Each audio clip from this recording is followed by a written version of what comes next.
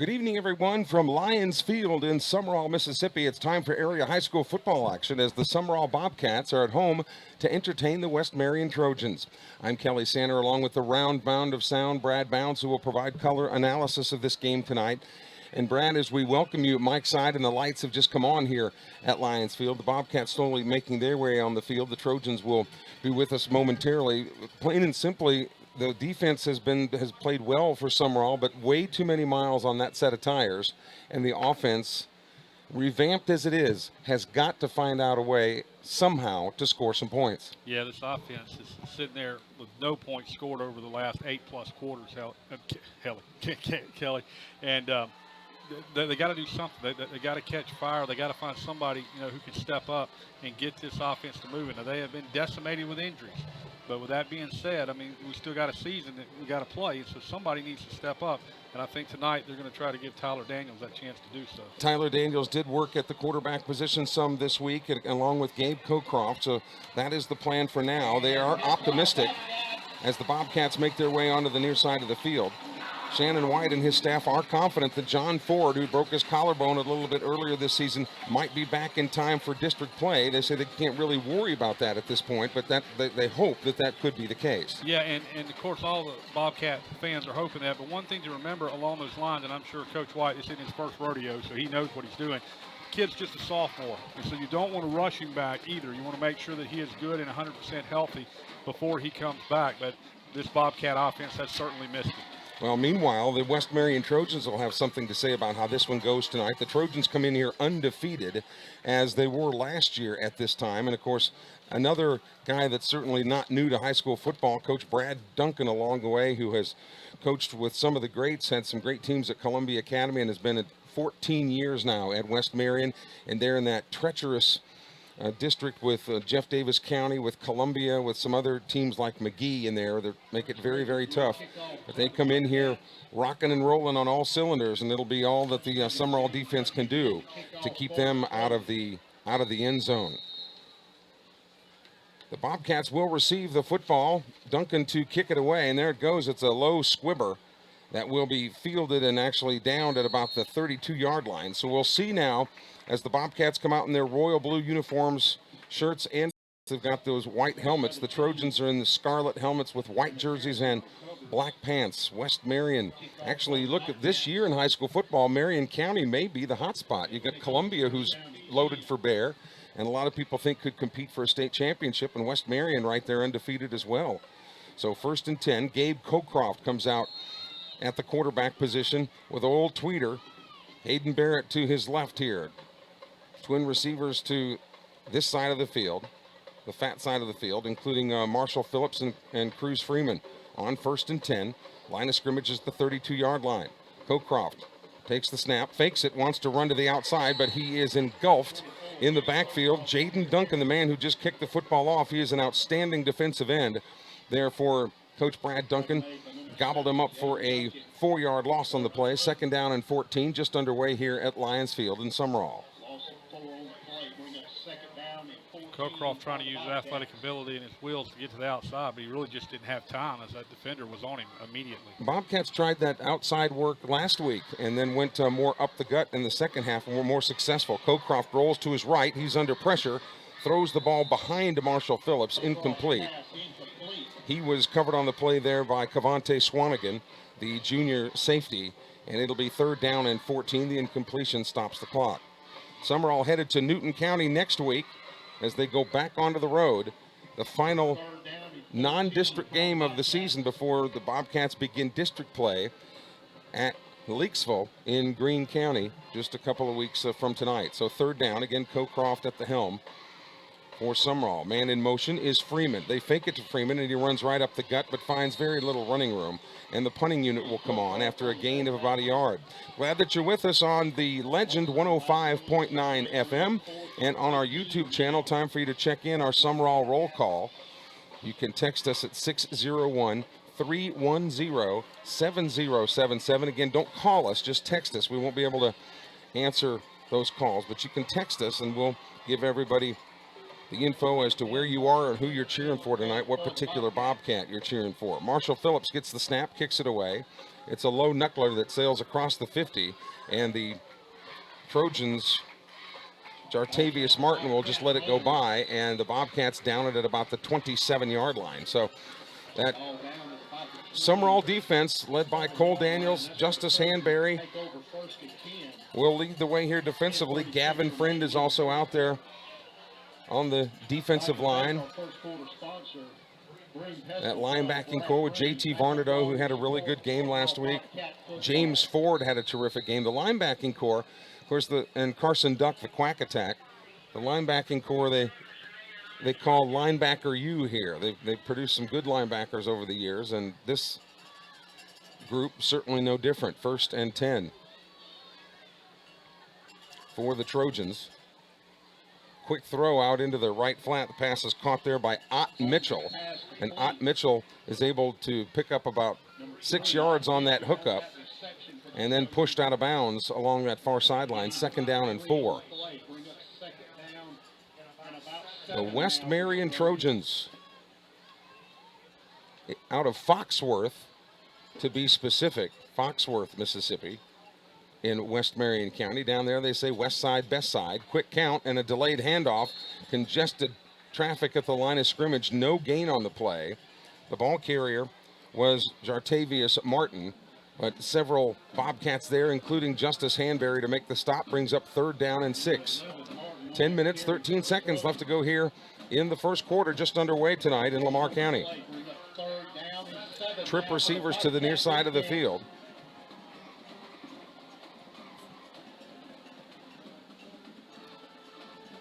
Looking to throw, pass is complete. Jeremiah Holmes finds his target, Quavante Swanigan, who gets up across the 45 to the 46-yard line. Jeremiah Holmes doubles not only as the quarterback, but as a linebacker for the Trojans. It's enough for a 1st down as the chains move along the far side of the field.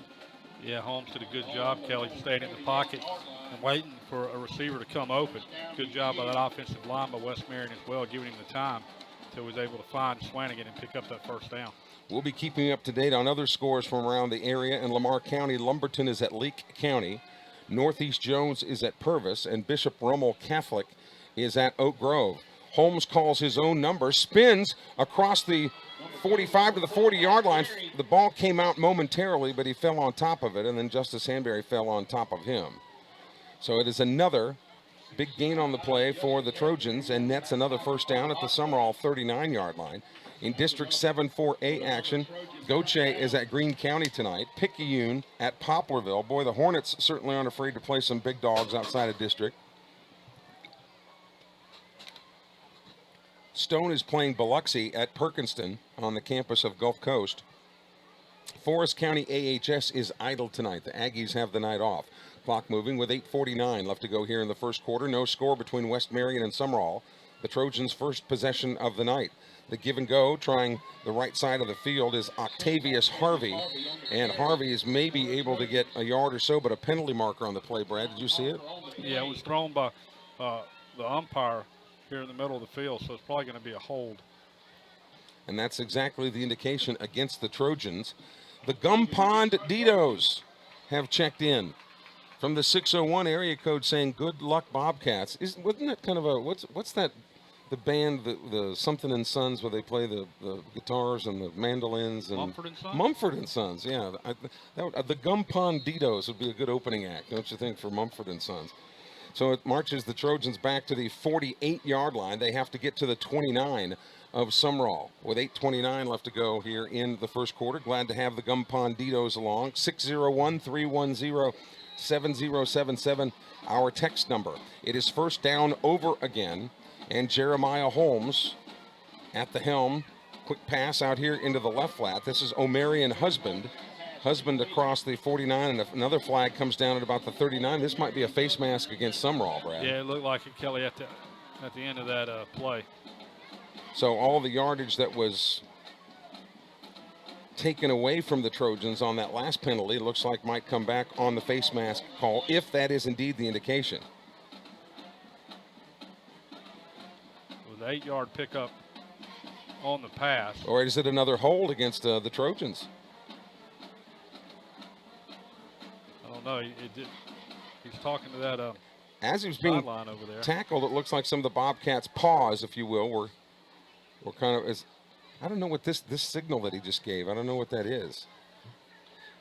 I wasn't looking, Kelly. If he could have been. The only thing I know below the waist would have been a chop block. The signal you're giving, I have no idea what that is.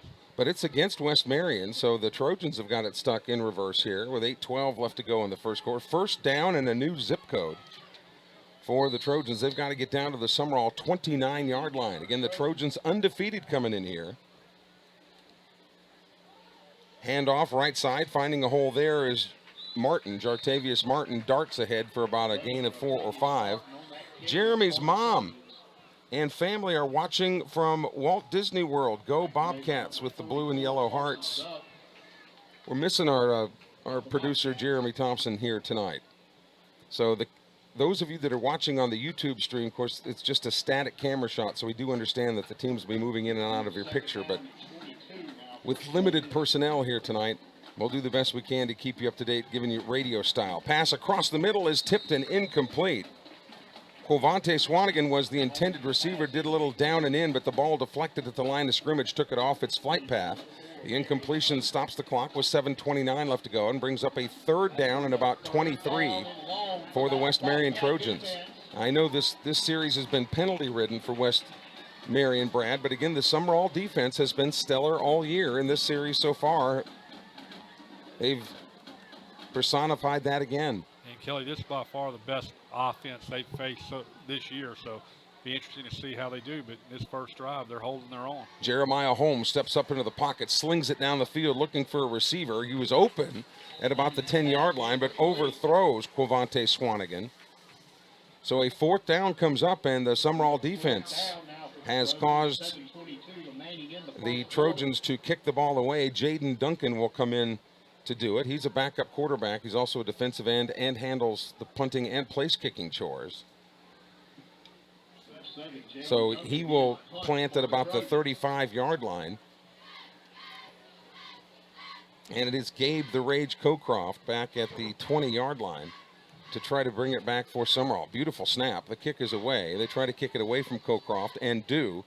And it bounces out of bounds at about the 33-yard line. So Summerall will have it 1st and 10 at the 33.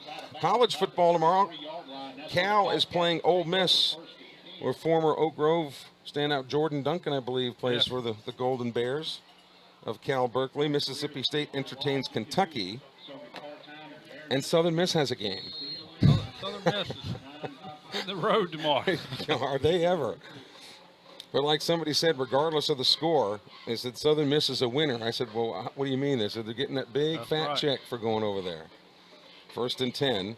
We're referring to the Alabama game, of course. But even at that, Kelly, the Southern Miss players, what an opportunity for them. What a chance to play against a team like Alabama. Fumble on the exchange. They just never were able to come up with that football on the exchange, but Summerall covers it back up. And credit the Bobcats, Tyler Daniels, who is wearing jersey number 1 tonight. He normally wears 19, but he's wearing jersey number 1. He is in there at quarterback now with Barrett split to his left, but it's a loss of a couple on the play with 6:47 left to go here in the first quarter. No score between Summerall and West Marion. Daniels wanting to put a man in motion. Now it's Phillips to the right side, and they hand it to Phillips. He carries a couple of Trojans with him, maybe to the line of scrimmage. Can't get much more than that. So it looks like it'll be a third down play coming up, and we've got a penalty, it would appear, an illegal shift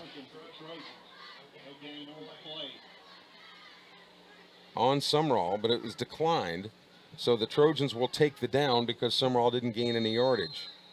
Yeah, 3rd and 12 now, Kelly. This is, if Summerall has any chance at all tonight, they can't keep getting behind the chains like this. They have to third and manageable, like 3rd and 3, 3rd and 4.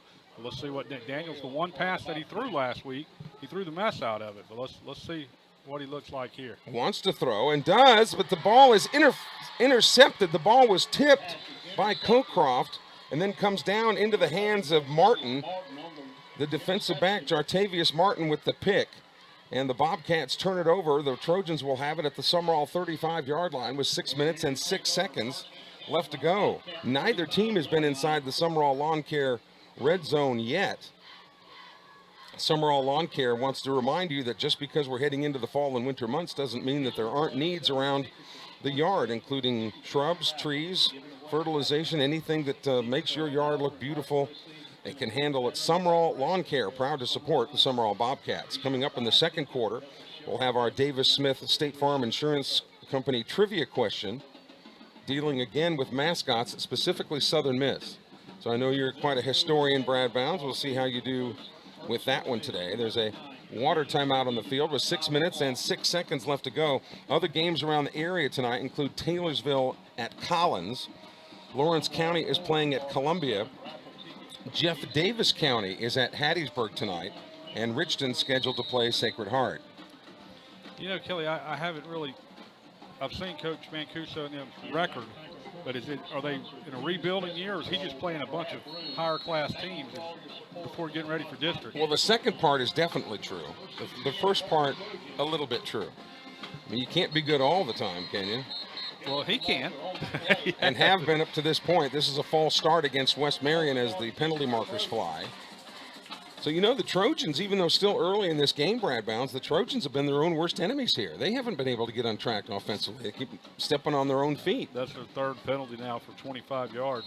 And not even just about halfway through the first quarter. So 1st and 15, the new line of scrimmage is the Summerall 40-yard line.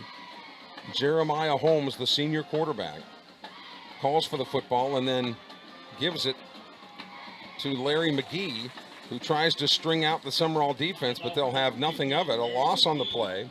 Again, there for Summerall is Tate Davis. James Ford was also in there. So second down and about 17 now.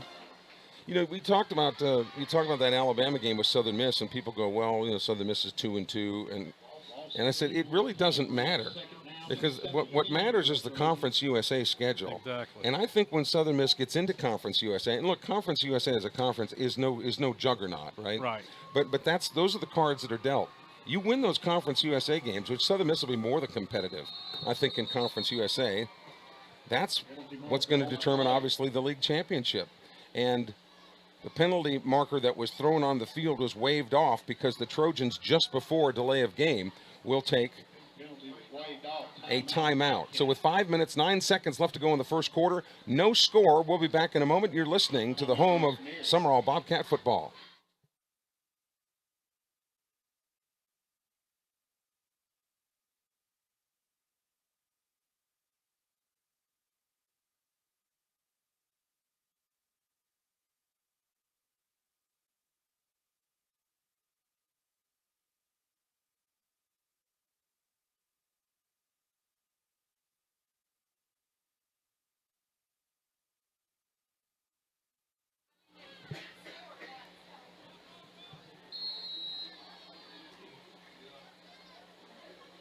Second down for West Marion from the near side of the field. Man in motion is McGee. And now our white hat has called offside against Summerall. Until the ball is snapped, Brad, how can there be an offside call? Well, in high school, Kelly, if they line up in that neutral zone, right, when the quarterback begins his cadence, they don't have the opportunity to move back out of it. So Okay. if they've got a hand down on the ground, even on defense, and you're lined up in that neutral zone, the quarterback has begun his cadence, you are offside. Glad you clarified that. Second down and 12. Wanting to throw. Holmes across the middle has a wide receiver open at the 10-yard line. The pass is complete to Swanigan, and he's into the end zone for a West Marion touchdown. Boy, nice deft touch there by Jeremiah Holmes, as Swanigan just did a post route there and outran his coverage by just a couple of steps, but the throw was right there, and Swanigan corralled it for the touchdown. So Brian Blakeney will come in to handle the place kicking chores. Blakeney, a senior. He's a slot receiver, and just this year told the coach he wanted to kick. He's an old straight-on kicker that you don't see many of anymore. Placement's down. The kick is up and no good. It is off the mark. No good. 5 minutes, 2 seconds left to go in the first quarter. It's West Marion 6, Summerall nothing. This is the home of Summerall Bobcat football.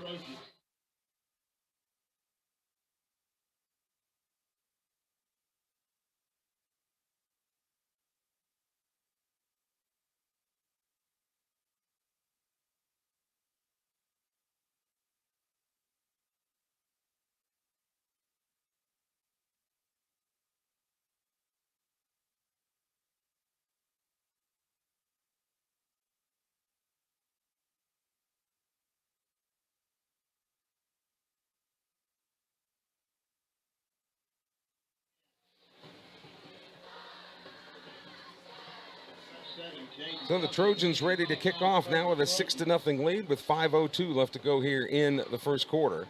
Kick is away. It's a good end-over-end kick that Daniels will snag at the 10-yard line. Looking for a wedge up the middle, now comes to the near side.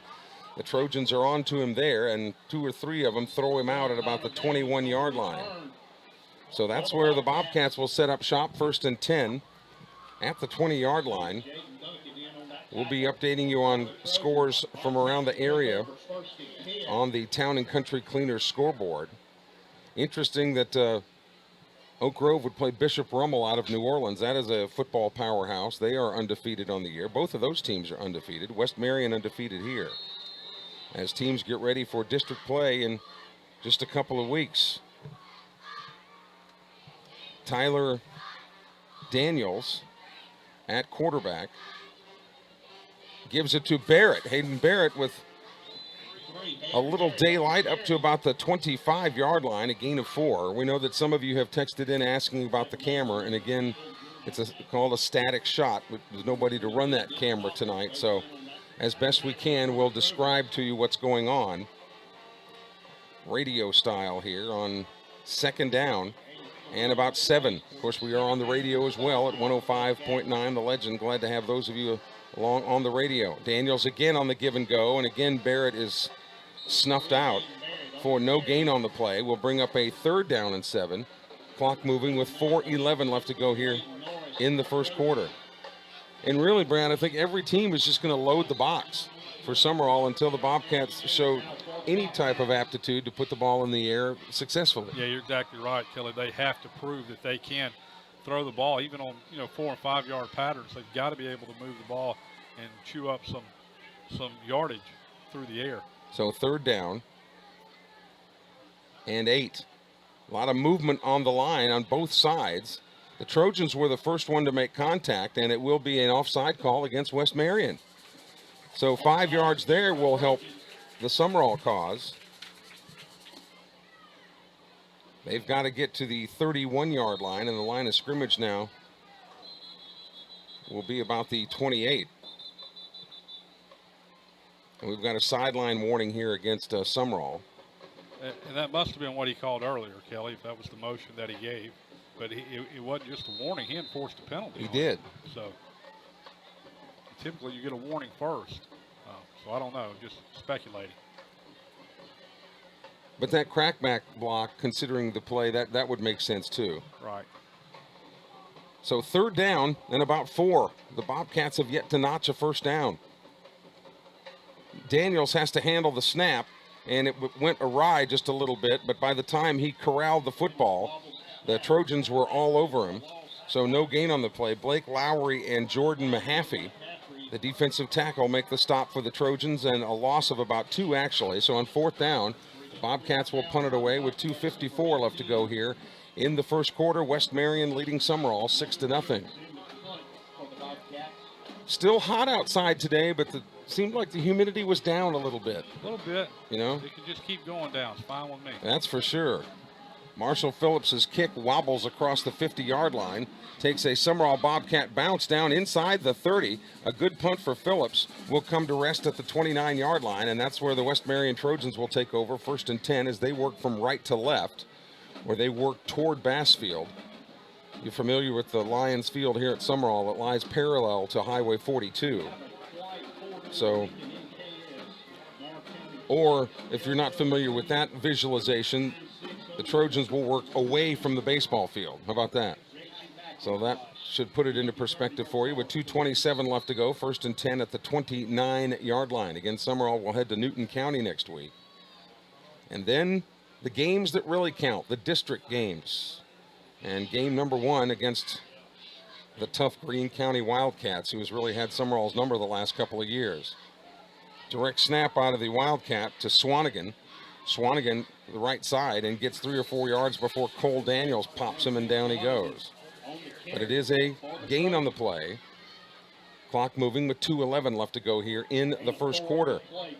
Again, neither team, although West Marion scored a touchdown, they were outside the Summerall Lawn Care red zone. So neither team has been officially inside that 20-yard barrier on each side. The New Orleans Saints Sunday will head to Seattle. They will have a very tough task in beating the Seahawks in Seattle, especially without their quarterback. What is his name? It would have been a tough enough task with him, but without Breeze, that's for makes sure. it really hard. Swing pass out here into the left flat, caught by Husband, but then he is dropped immediately by Cruz Freeman. Will bring up a 3rd down and about 5 on the play. Cruz Freeman getting an opportunity here for Summerall. Old Digger, just a freshman.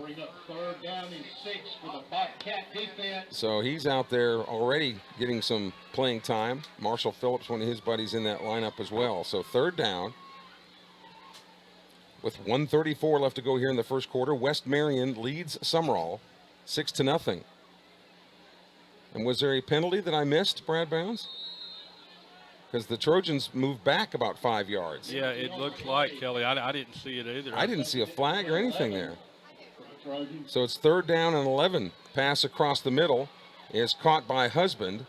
But once Husband catches the ball, it's the old rugby scrum where he's thrown to the ground, led by Carson Duck, the quack attack. Justice Hanbury also in there on a play. So it'll bring up a 3rd down. 3rd down and about 6. As we get inside the 1-minute mark left to go here in the first quarter. West Marion leading Summerall 6-0. So humidity's low, which means the temperatures feel a little bit more tolerable. But I checked the 10-day forecast all the way into the first week of October, still in the low 90s, believe it or not. Holmes wants to throw, rolls to his left, throws across the middle. The pass was caught by Gabe Miller, but he caught it with one knee on the ground.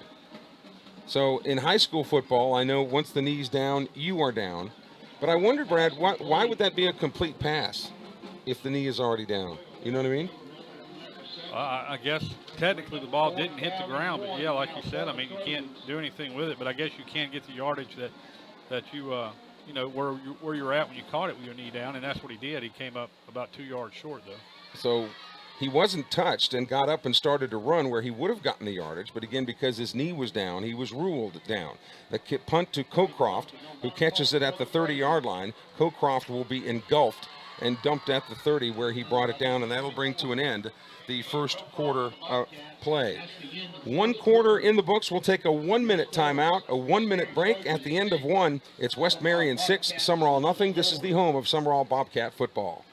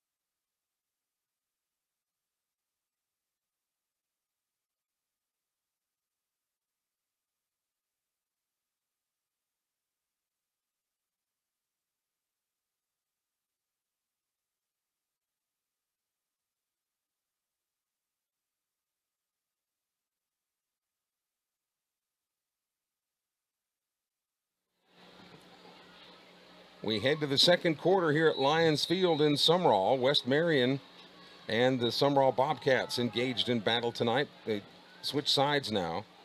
And the Bobcats have it on first down. Rolling to his left is Daniels. He throws it across the middle looking for Marshall Phillips. Incomplete. Gabe Cocroft was also in the area, but you did see Daniels try to go vertical here and stretch out the West Marion offense, or defense rather. Yeah, and a lot of times, Kelly, you don't even have to complete those passes. You just got to attempt them, kind of like what they just did. So, you got to make them respect the fact that you will try to throw the football. Let's see if that can open things up a little bit now. Second down and 10 after the incompletion, and we'll get to the Town and Country Cleaner scoreboard here as games from around the area, those scores begin to trickle in. Second down and 10 from the far hash mark in front of the West Marion bench. Sumrall working right to left or toward Bassfield. Daniels wants to throw again, does, out into the right flat. Barrett was there but couldn't hang on. He was going to get annihilated had he made that catch because Brian Blakeney was there shadowing him all the way.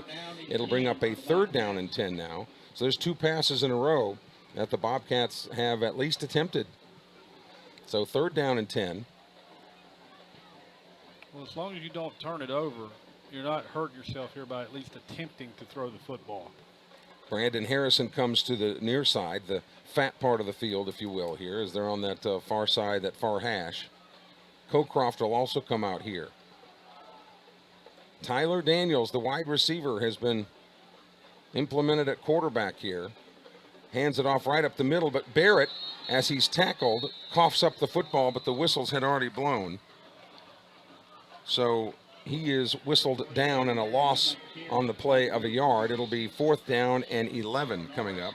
Raymond McRaney has checked in tonight. He's watching from Hattiesburg.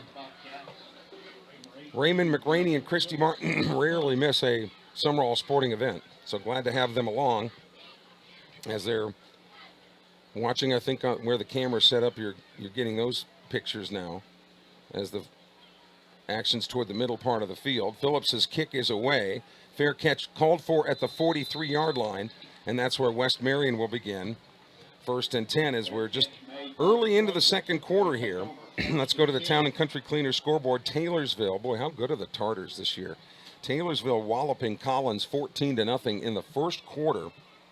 Jeff Davis County playing at D.I. Patrick Stadium in Hattiesburg. Jeff Davis, formerly Bassfield, of course, and Hattiesburg tied at 6. And PCS 7, Wayne Academy nothing. That game up in Wayne County tonight. PCS, of course, defeated Sumrall last week, 3-0. First and 10. Bobcats bring the blitz.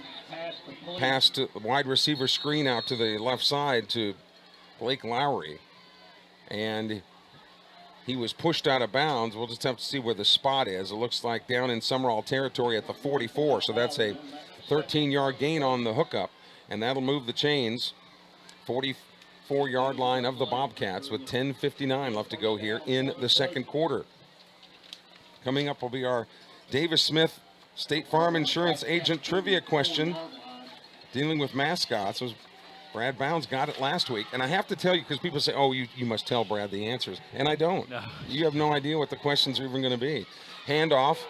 This is Jartavius Martin, who's dragging 5 or 6 Bobcats with him and continues to churn the legs and gets all the way down inside the 30 to the 28-yard line. And Brad, that's just not very good tackling. No, it's not. Sumrall, the defenders felt like that, they had stopped his momentum, but Jartavius Martin just kept his legs moving. And a good job by the officials seeing that he was still moving forward, even just a little bit. And so you got to credit him with that. Martin came in as their leading rusher on the night. You can certainly tell why with efforts like that. So it's a first and 10 for West Marion at the Sumrall 28-yard line with 10:47 left to go here in the second quarter. At quarterback, Jeremiah Holmes. And we've got a penalty marker. There was all kinds of movement on that line. And this will go against West Marion. I mean, I could call that one from here. Yeah, they kind of had a little H-backs, what they call it, just a fullback going in motion a little bit and needing to go side to side, but he started creeping up toward the line of scrimmage before that ball was snapped. So as you said, Kelly, really easy call for the officials and for you. Coming up on the, it has to be easy for me to be able to see it. First and 14 now Jeremiah Holmes out of the shotgun. Little swing pass out into the left flat. It's caught. The Bobcats were there and knew that he was going to throw to O'Marion Husband and got back to maybe the original line of scrimmage, maybe another yard on top of that. Looks like they'll spot it at about the 29-yard line, and they've got to get to the Summerall 19. So second down and about 8 with 9:57 in the clock moving. Coming up on the Priority One Bank halftime show, we'll be talking with dance coach Lexi Robinette of Summerall. She was just named the Spirit Coach of the Year by the MHSAA. So great news for her, and we'll talk about what she does here at Summerall. Handoff over left tackle, but tripped up almost immediately. Very little gain on the play there. Octavius Harvey on the carry, so brings up third down and about 9. They haven't thrown very much, and Jeremiah Holmes won't throw a lot, but when he does, he tends to be on target. And of course, the only pay dirt that was hit tonight was on that touchdown pass. So third down and 9, play action. Rolls to his right, he's in trouble. Varnado is after him, throws across the middle. It is complete. Down to about the 20-yard line, bounces off 2 or 3 Bobcats, and then gets inside the 10-yard line. Wow. Jartavius Martin with the catch. And again, Brad, it looked like the Bobcats had him sewed up before the first down, but they just couldn't bring him down. He gets to the 11, and now the Trojans are indeed inside the Summerall Lawn Care red zone. Yeah, Jartavius Martin, as I said, leading rusher coming in. He had only caught 3 passes on the year, but had 90 yards on those 3 passes. That was a 15-yard gain there. So when he does catch them, he turns them into something special. Jeremiah Holmes with Harvey split to his right. They give it to Harvey over left tackle. Harvey weaves his way through traffic over the left side and is into the end zone for a West Marion touchdown.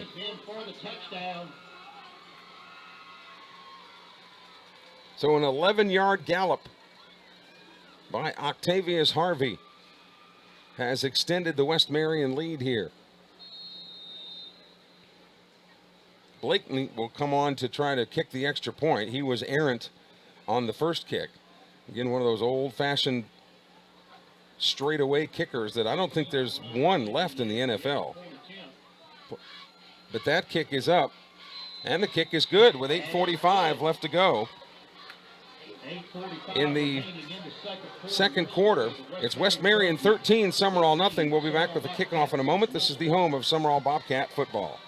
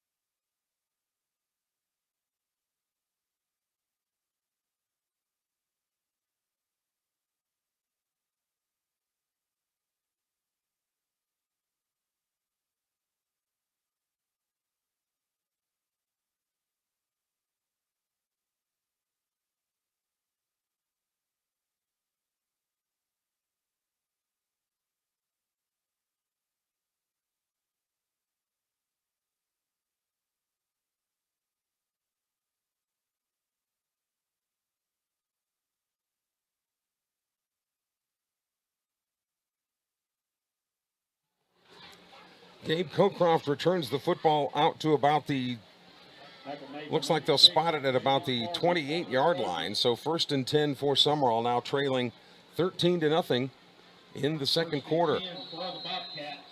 Picayune is leading Poplarville 21-0 in the first quarter. Boy, the Hornets, they have played some tough competition, including Mandeville. Now tonight, Picayune and the Hornets getting stung 21-0. All of our scores brought to you by our friends at Town and Country Cleaners. Tyler Daniels on a pass attempt to Marshall Phillips on a little down and out is just beyond his reach, incomplete. Would have been about a 5-yard gain had he been able to corral it.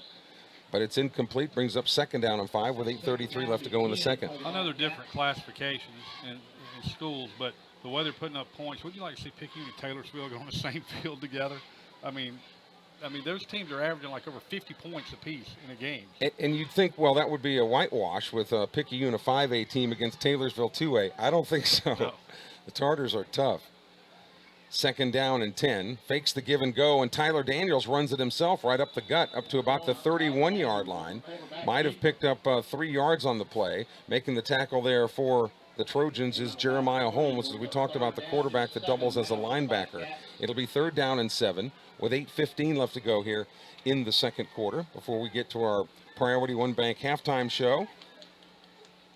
Next break, we get the Davis Smith State Farm Insurance trivia question, and we've got a whistle here. Offside against West Marion. Boy, they've been very tough on those teams lining up in the neutral zone, but the Bobcats offensively will take yards any way they can get them here. That's a 5-yard march.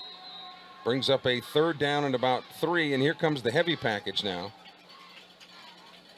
for Sumrall, and you can tell when old 96 comes in with the orange cleats that there's going to be some serious artillery.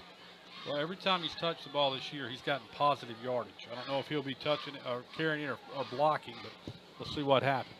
Going under center this time, and they give it to Cole Daniels, but I don't think he got it this time, Brad. He may not have. May have got half a yard. I jinxed him there. Actually, they just moved the stick. They're going to give him a yard. But it brings up a 4th down and 1. Is it too early to be thinking about maybe going for it here on 4th? I think it is, Kelly, on your own, your own 37-yard line. But that's why Coach Shannon White's down there and I'm up here. Well, I'm sure part of it is just trying to get something to happen. Go against the grain here, and not necessarily play it by the book. Your team is trailing 13-0, and maybe try to get the Trojans to jump off sides. We'll see what Sumrall does here. It does look like an extended cadence. And now Sumrall will call timeout. We'll keep it here with 6 minutes, 52 seconds left to go in the second quarter, and East Marion leading Sumrall 13-0. Hey, you know how much it means to have neighbors you can count on, like the one who mowed your lawn and trimmed that week that you were sick? Well, there's another good neighbor you can count on, State Farm Insurance Agent Davis Smith. The Davis Smith team is here to help life go right when you combine your home and auto insurance, which can save you money and time. So combine home, auto, and start saving and get those savings rolling. Call State Farm Insurance Agent Davis Smith at 601-602-8585. That's an easy number to remember, 601-602-8585. The Golden Eagles of Southern Miss, most people remember them as the Golden Eagles, but before that they were the Southerners. Before that they were the Yellow Jackets. And before that, they were the Confederates. But when they were part of Mississippi Normal College and started the football program, what was the first mascot for Southern Miss? What were they called when they were at Mississippi Normal College?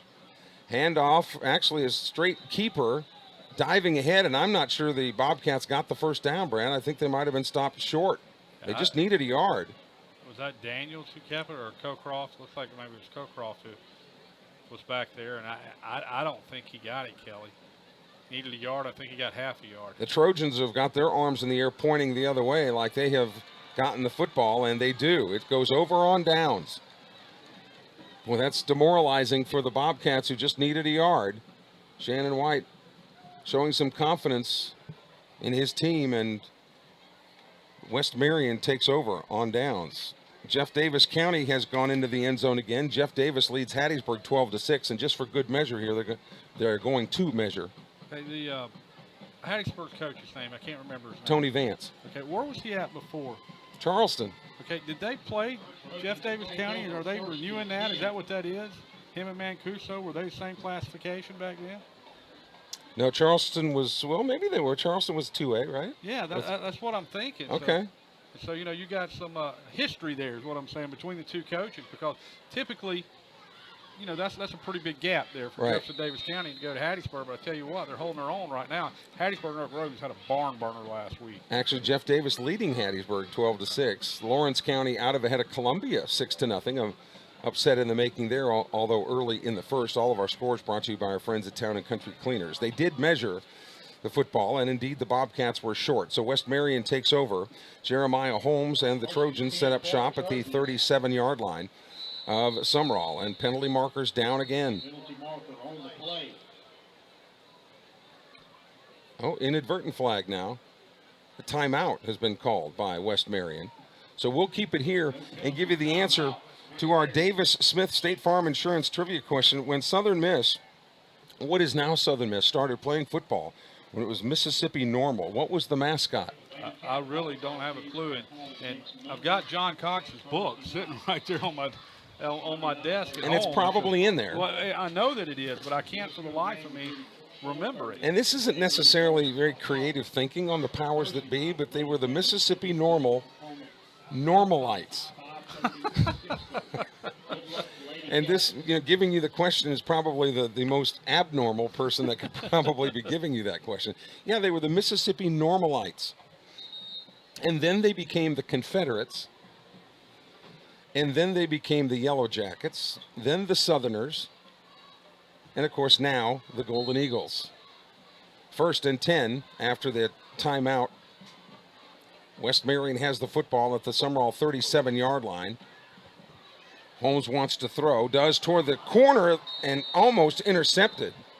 Tyler Daniels was there in pass coverage and played it beautifully. Almost had it, but just bobbled it and it fell to the ground. Incomplete, 2nd down and 10. Jeremiah Holmes' intended receiver over there was Swanigan. So 2nd down and 10 with 6:41 left to go here in the second quarter. The Normalites, I'm not sure that I've ever heard of a team called the Normalites. Have you? No, I haven't. We could have sat here all night. I wouldn't have thought of that. 2nd down. Yeah, the Normalites to the top, right? 2nd down and 10. Holmes wants to throw again. He's got plenty of time. Now rolls to his right. Looks to the middle of the field. He tucks it and runs now. Tries to go up the gut. Gets away from Cole Daniels. Now to the far side of the field inside the 30. Down to the 20 to the 19-yard line where Varnado wrestled him down. But it looks like that'll move them inside the Summerall Lawn Care red zone again at about the 19-yard line. I thought another great question. There's only 4 Division I schools that have the mascot, the Owls, and 2 of them are in one conference. What conference is it? We should have saved that for next week's Davis Smith State Farm Insurance trivia question, but it's a good one nonetheless. Well, it's Conference USA. It is, you're right. And it's Florida Atlantic and Rice. That's correct. Very good, Brad. The other ones are Temple. That's right. And usually it's the 4th one that people can't get. There's a water timeout on the field. We'll keep it right here, though, with 6:27 left to go in the second quarter. It is 13-0. West Marion leads Summerall, and the Trojans will have a first down at the Summerall 20-yard line where they are inside the Summerall Lawn Care red zone. You're going to leave us hanging on that 4th one? Oh, no, you want to know? Well, I mean, unless you're going to use it. It's a school outside of it's northwest Atlanta area, the Kennesaw State Owls. And somebody being a wise guy today, I told them that, and they went, who? And I went, yeah, very funny. It took me a minute. 6:27 left to go here in the second quarter. West Marion comes in here undefeated tonight. And it can't ever be understated, Brad Bounds, about what confidence means to a unit. When things are going your way, you play with a little bit of swag. Archbishop Rummel has taken a lead against Oak Grove. It is 7-0 over on the west side. Give and go. Jartavius Martin, the ball carrier, over left tackle inside right at about the 15-yard line. That would be a 5-yard gain and bring up a 2nd down and 5. Archbishop Rummel was undefeated going into that game. So was Oak Grove. So 7-0. Resurrection Catholic leading Mount Olive at 7-0. The Heidelberg Oilers on top of Northeast Lauderdale 14-0. And Lawrence County has extended its lead over Columbia 12-0 against the Columbia Wildcats loaded for bear, but trailing tonight. 2nd down and 5. The handoff this time goes to Harvey. Harvey taking people with him. Harvey into the end zone. That's a West Marion touchdown. Harvey caught that edge over there and takes it in for his 2nd rushing touchdown of the night. So that makes it 19-0 West Marion. And Shannon White told his kids in practice this week, Brad Bounds, he said, this is the hardest hitting, the most well-rounded football team you're going to play for a long time. Of course, Poplarville might be comparable. But this West Marion team is good. And Brian Blakeney will be on to try to make it a 20-0 lead out of the hold of Jaden Duncan. And they mishandle the snap. Blakeney picks it up, tries to run it into the end zone, but he fumbles it. It's incomplete, no good, however you want to state it. 5:31 left to go in the second quarter. It's West Marion 19, Summerall nothing. We'll be back with the kickoff after this 1-minute timeout. This is the home of Summerall Bobcat football.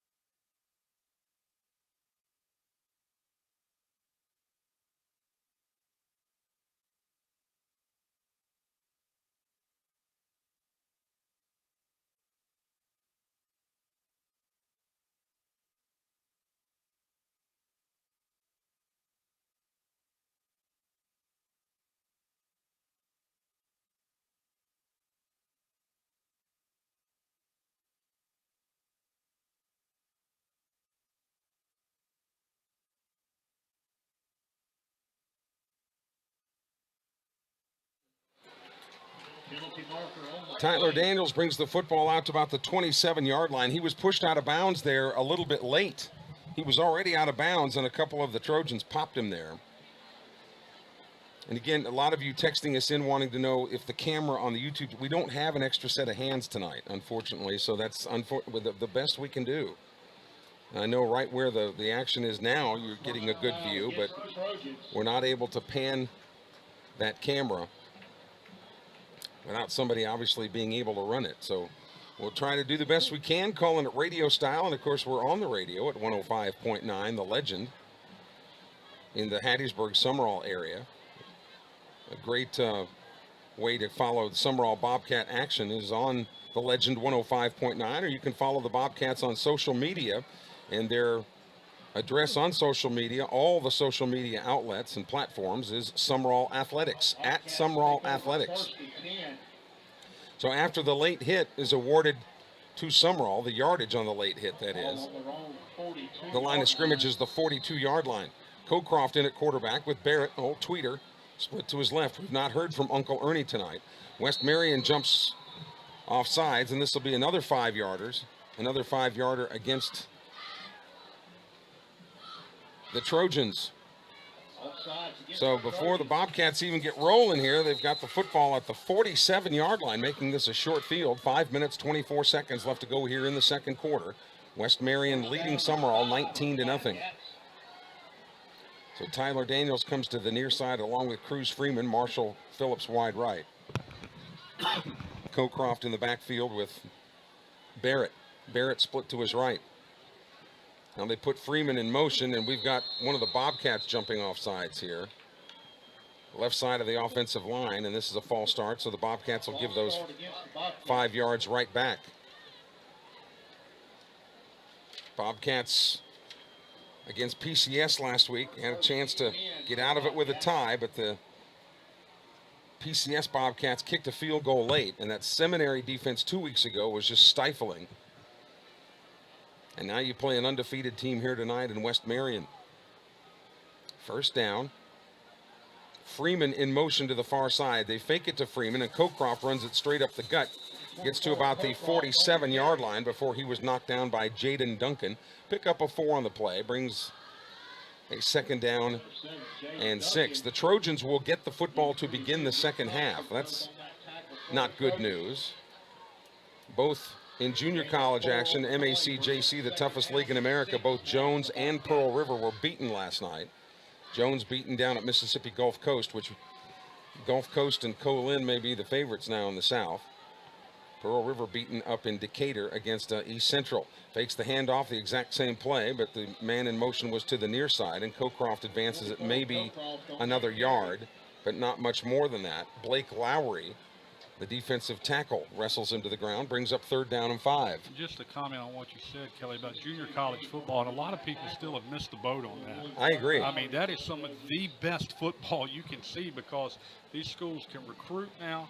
and you've got kids that just maybe they got a little bit of trouble or they didn't have the grades at these D1 schools. I mean, you got kids that SEC schools that have recruited, and they're playing junior college football. It's just a completely different level of football than it used to be. So if you get a chance to these local teams, go out and watch these guys play. And I'm going to follow up on that in a moment. Now the whistle's blowing, Sumrall calls a timeout. So there's a stop in the action. Perfect timing because I can follow up with what you were just saying. Where I think players, Brad, have missed the boat on junior college football is I totally get getting caught up in the glamour and glitz of Division I football. But if you're going to go to Division I school, wherever, you're probably not going to play. Right. You're probably not. I mean, the first or second year, you're going to go through the weights, you're going to do all that kind of, and not ever touch the field.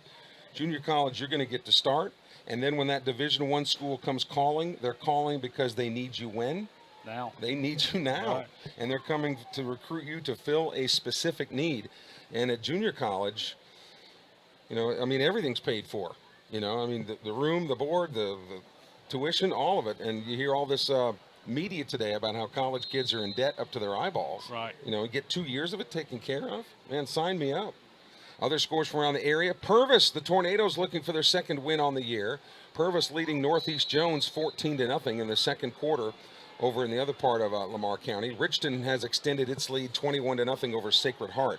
All of our scores brought to you by our friends at Town and Country Cleaners on Hardy Street in Hattiesburg. Cockcroft slings the ball down the field, looking for Barrett, who swung out of the backfield to the near sideline, overthrew him, incomplete, brings up a 4th down and 6, and the punting unit is dispatched here for Sumrall. With 3:55 left to go in the second quarter, Sumrall trailing West Marion 19-0. Marshall Phillips will be in punt formation. I want to thank Hattiesburg Clinic Children's Clinic, Dr. April Gilmore, for her support of Sumrall broadcasts. Dr. Gilmore is a Sumrall High School graduate.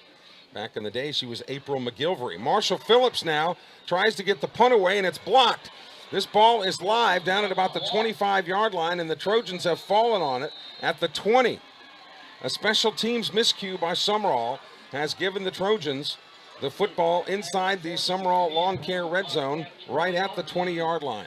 Kelly, I looked up after the ball had been snapped. I was trying to look at these other scores, and I saw that Marshall Phillips had just gotten control of the ball. I don't know if it was a bad snap or what, but he did a good job of trying to get it away, but there was a West Marion defender right on him and just blocked the ball. And actually, really fortunate they didn't score. Yeah, bobbled it ever so slightly, and I thought maybe his knee touched the ground, and if that knee did touch the ground, he would have been ruled down there. But tried to kick it, and it was blocked. Throw toward the corner of the end zone, looking for a receiver, incomplete. Blake Lowry was the intended receiver.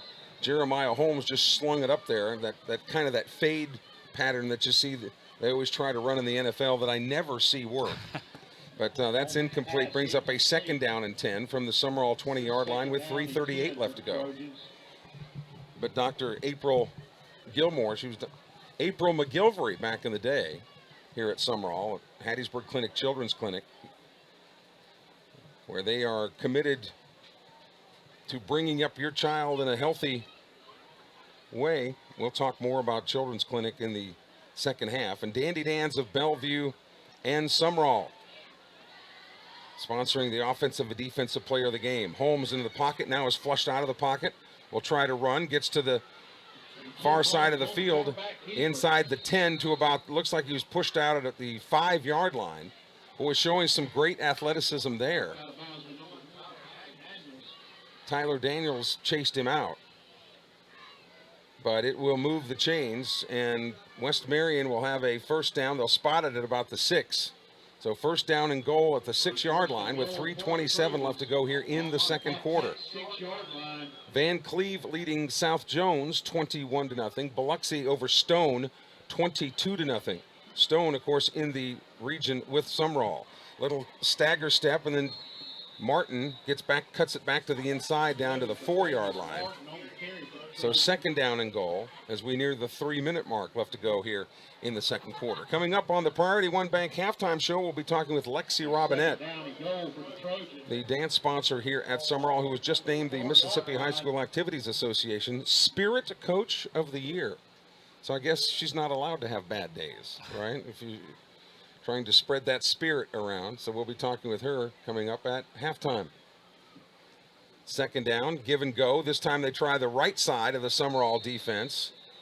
Into the end zone. That is a West Marion touchdown. And it looks like we've got a little scuffle now that has broken out. And penalty markers fly. Penalty marker on the play. And I think it was Blake Lowry that was the ball carrier. But some of this scrap that took place, very brief little push and shove, but the penalty markers did come out. Shannon White has walked out onto the field now just to make sure that his troops could settle down. Any enforcement here, Brad, would go on the kickoff, wouldn't it? Yeah, it should, Kelly. You just had that scrum, as you refer to it as, thinking about rugby. That's how it was there. Everybody was just bunched up around the four. No telling what happens in there, and somebody took offense to it, but good job of these officials and coaches. They got on top of it quick, and nothing escalated from it. But there is a penalty flag in the end zone. And he signaled, I think he called it both ways, offsetting. Let's see again. No? It's just going to. Oh, there's been an ejection, too. Wow. Don't know who, but it was against, the penalty was against the Trojans, was it not? Yes, it was. It'll be a personal foul, 15-yard penalty. They'll do it on the kickoff. If there was an ejection, Kelly, typically that means a player threw a punch. So the touchdown does stand, and Blakeney, that makes it 25-0. Blakeney now will come on and try to add the extra point. So stand by in the studios at the Legend 105.9. 2:44 left to go in the half. Bobcats just really struggling to get untracked on offense without the quarterback, John Ford, who came into the season in his sophomore year, got a few snaps as a freshman and kind of matured a little bit, and then in the offseason really took a turn for the much better and was in firm control of the Summerall offense, and then broke that collarbone. Again, out of the hold of Duncan. Low snap, but they put it on the tee, and this kick is a line drive, and it's no good, wide to the right. 2:44 left to go in the half. West Marion 25, Summerall nothing. Back with the kickoff in a moment. This is the home of Summerall Bobcat football.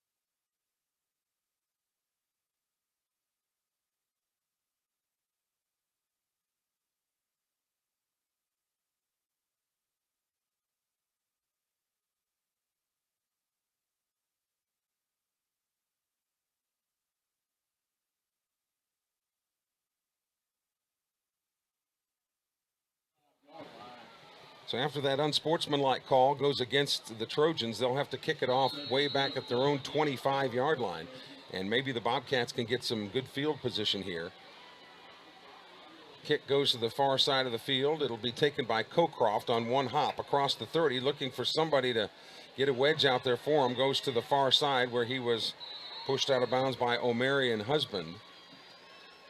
Looks like at about the 34-yard line, so not near as good a field position as Summerall had hoped, but 1st and 10 with 2:35 left to go here in the second quarter. Picayune has extended its lead 31-0 over Poplarville. Wow, 31-0 in Dodd Lee's last year as head coach at Picayune.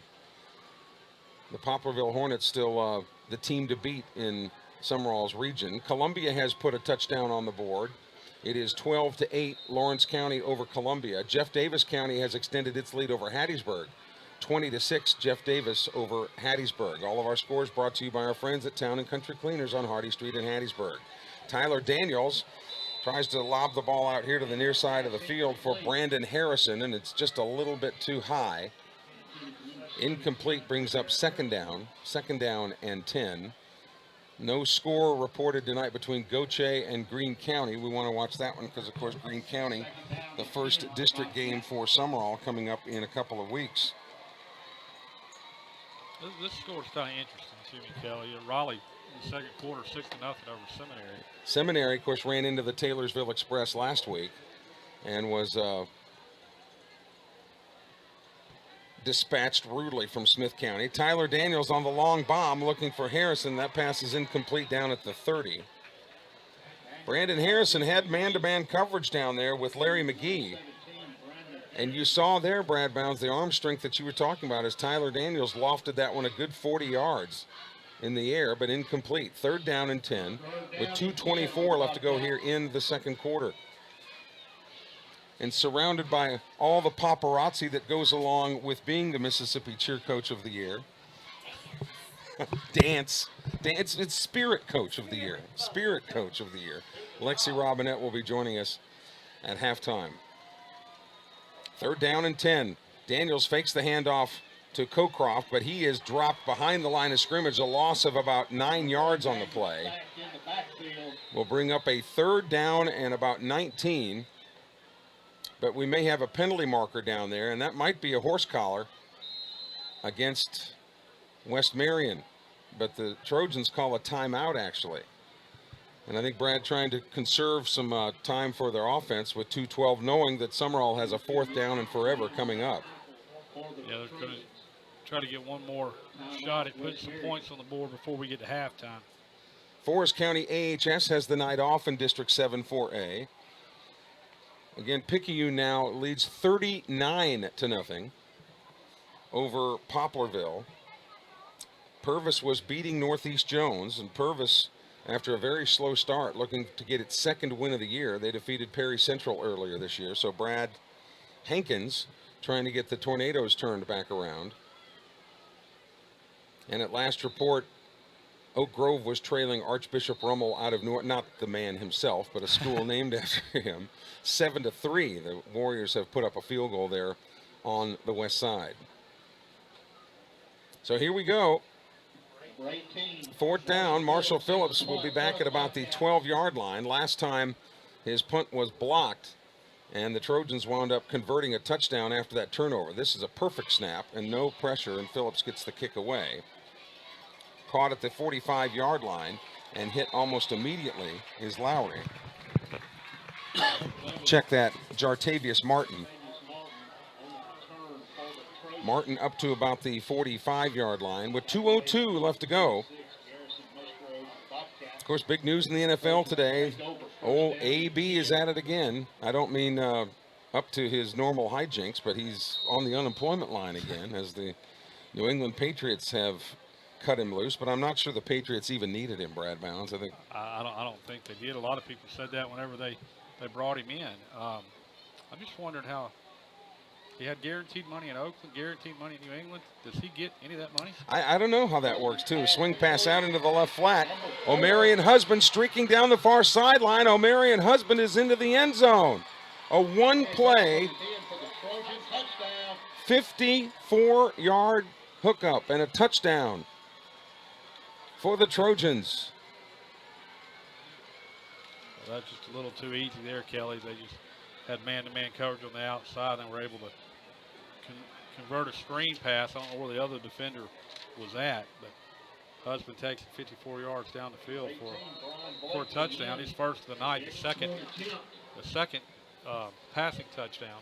So Blakeney will try to add the extra point here. So the Trojans have opened up a can, as it were. The placement is down, the kick is up, and it is no good again. 1:50 left to go in the second quarter, rather. It's West Marion 31, Summerall nothing. We'll be back with the kickoff in a moment. This is the home of Summerall Bobcat football.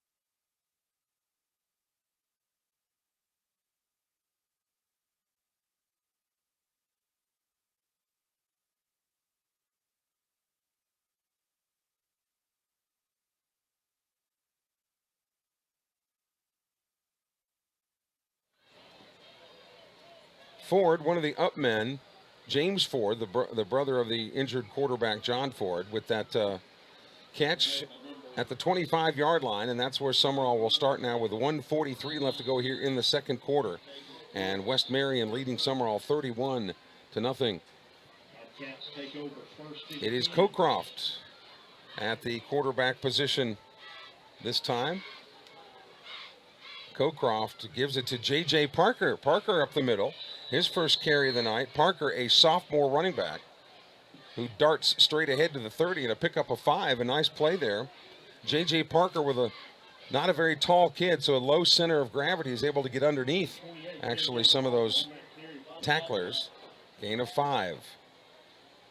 Cocroft again at quarterback. Fakes it to Parker this time. Keeps it himself, but the Trojans are on to him, and he is dumped back at the 26-yard line. Loss on the play there.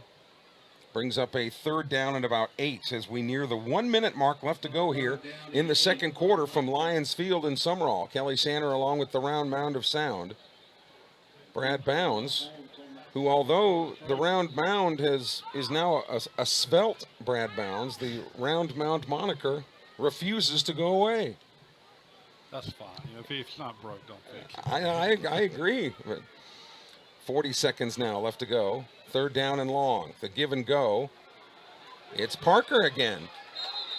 Parker to the near sideline, running very well. Gets across the 35 to the 38-yard line, and that's a Bobcat first down. Well, and that's what you want to see here, Kelly. Just a little inkling of something. You put a young man in there, as you said, Parker, just a sophomore, getting a chance. He don't know no better. He's going to run the ball hard, and that's what he's done on those first 2 carries and able to pick up 15 yards. And when kids like this get an opportunity too, I mean, that's all, you know, your parents always preach, work hard, you'll get your chance, and when you get your chance, you know, make it count. Cocroft on the snap, rolls to his right, wants to throw, does, and he finds Daniels up ahead at the 48-yard line, and that should be enough to move the chains again. So 2 successive first downs for the Summerall Bobcats.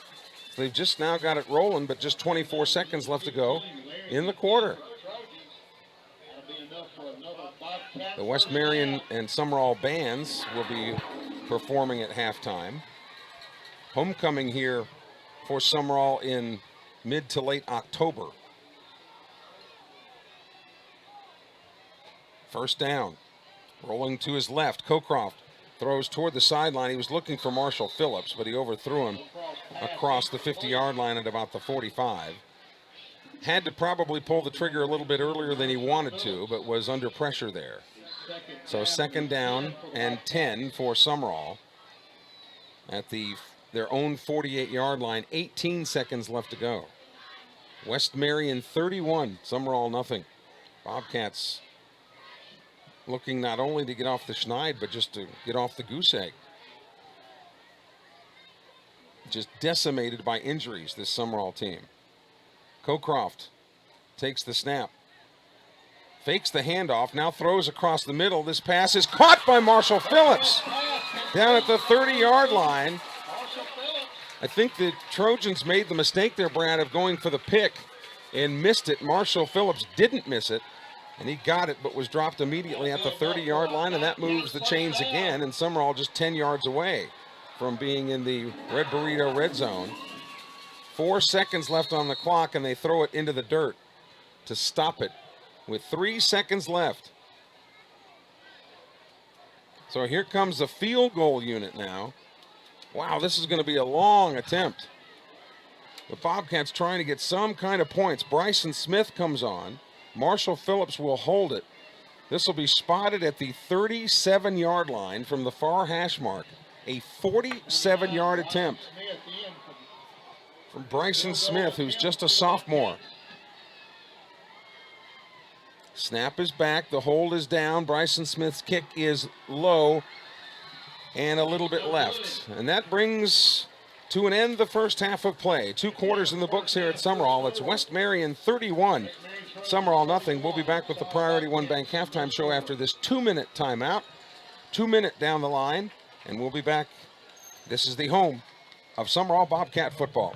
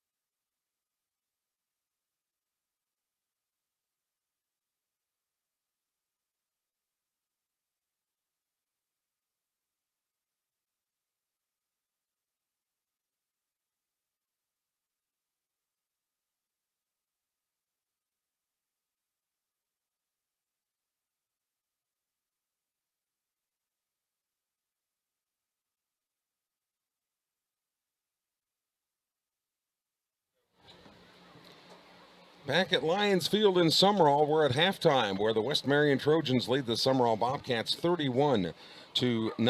Are you 50 years old or older and you have some time to travel? Well, Priority One Bank's Diamonds members are on the road again, and you don't want to be left out. Diamonds membership is designed for customers 50 and older who meet certain balance requirements. Membership benefits include bonus rates on CDs, member-only seminars, special events, and group travel opportunities.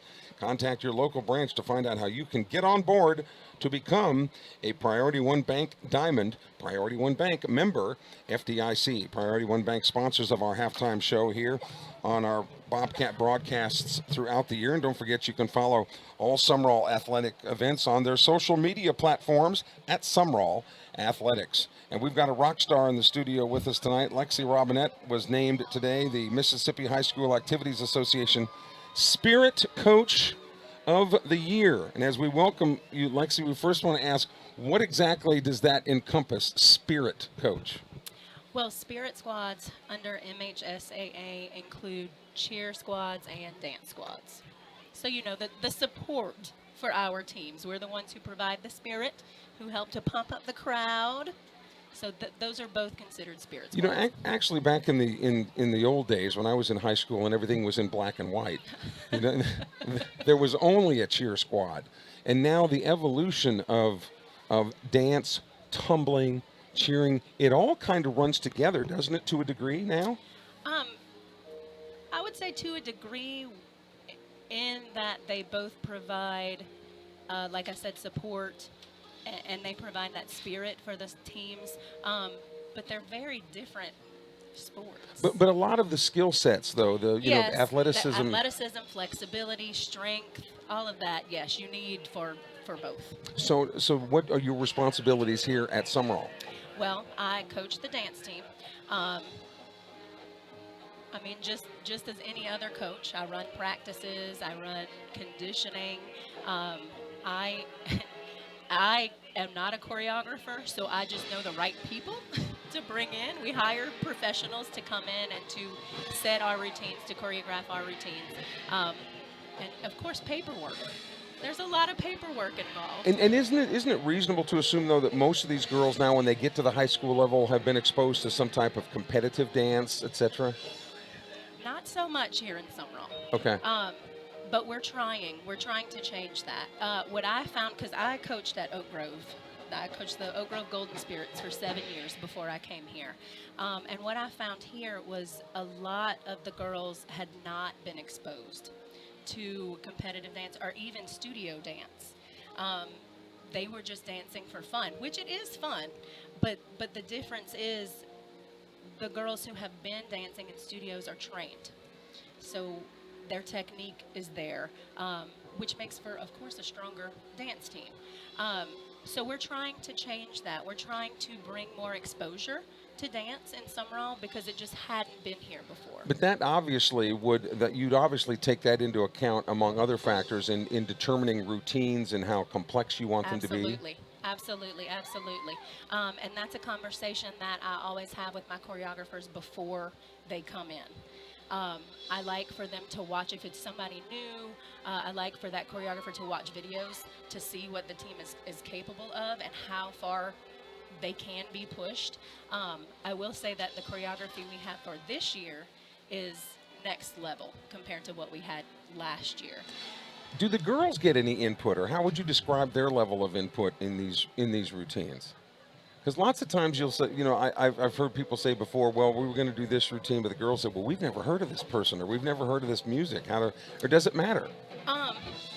The girls have lots of input when it comes to our sideline stuff. They make up a lot of that stuff. That's their time to show their creativity. But when it comes to competition routines, they and their parents really trust me to make those decisions.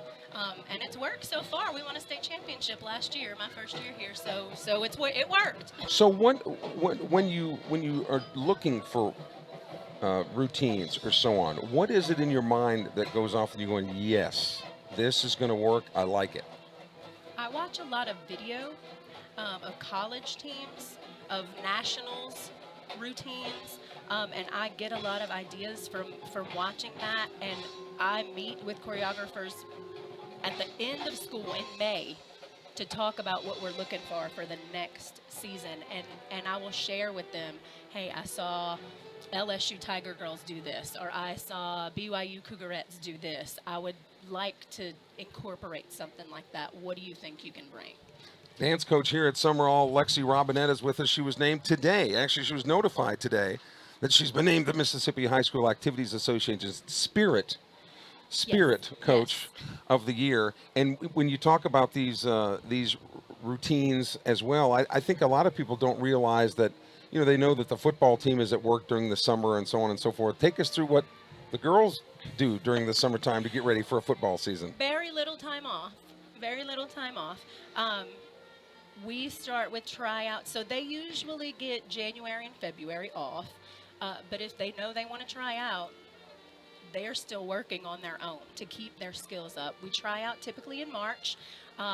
We start practices before school's out for the new team for the next year. We go to a camp in June. We have a camp in July. And then that's it. Time to come back. Are veteran members tenured? Once you're on the team, you're there? No. Everyone has to try out every year. Percentage-wise, though, I'm guessing that the veterans, Yes. percentage-wise, Absolutely. routinely return usually. Yes, right? because those are typically the girls who have the experience. So even when they come into the audition, they know what they're doing. I have to ask you too, Lexi, because you're a Louisiana girl. I am. If things don't go your way, it comes out, right? It does. Okay. Don't say this. No, in no, front no, of- no. It's okay. We get it, But you have to be passionate about what you do, right? Yeah. But choreographers, I hear tell, sometimes can be a little bit eccentric, a little bit moody, and so how does that work? Perhaps. And I mean, I know they're being paid to do it, but still, you have to kind of come to a meeting of the minds there. And that's why I like to meet with them well ahead of time. Because if we are not on the same page, we have to figure out how we can get on the same page, or I need to look elsewhere. But I've been so blessed to work with some super talented choreographers over the past 8 or 9 years, and I've been very happy. I don't think I've ever been unhappy with the routine that I've gotten from a choreographer. How much dancing did you do as a kid? Not enough. I danced through high school. Okay, and you were notified today. Yes. Now how did that work? How does I mean, obviously the fact that you guys won state last year certainly had to put you ahead of the game, and actually you will now advance to a national competition, even though you're not like competing. Right. You're up against other winners. But how did this happen? I really don't know. I got to be honest. This afternoon, about 2 minutes before the pep rally, Miss Cribbs and the athletic director, Miss Anita Summerall, came in and told us as a team. I had no idea what was going on. I thought we were in trouble for something when they came in. And they told us as a team, and this was the first I had heard about any of this.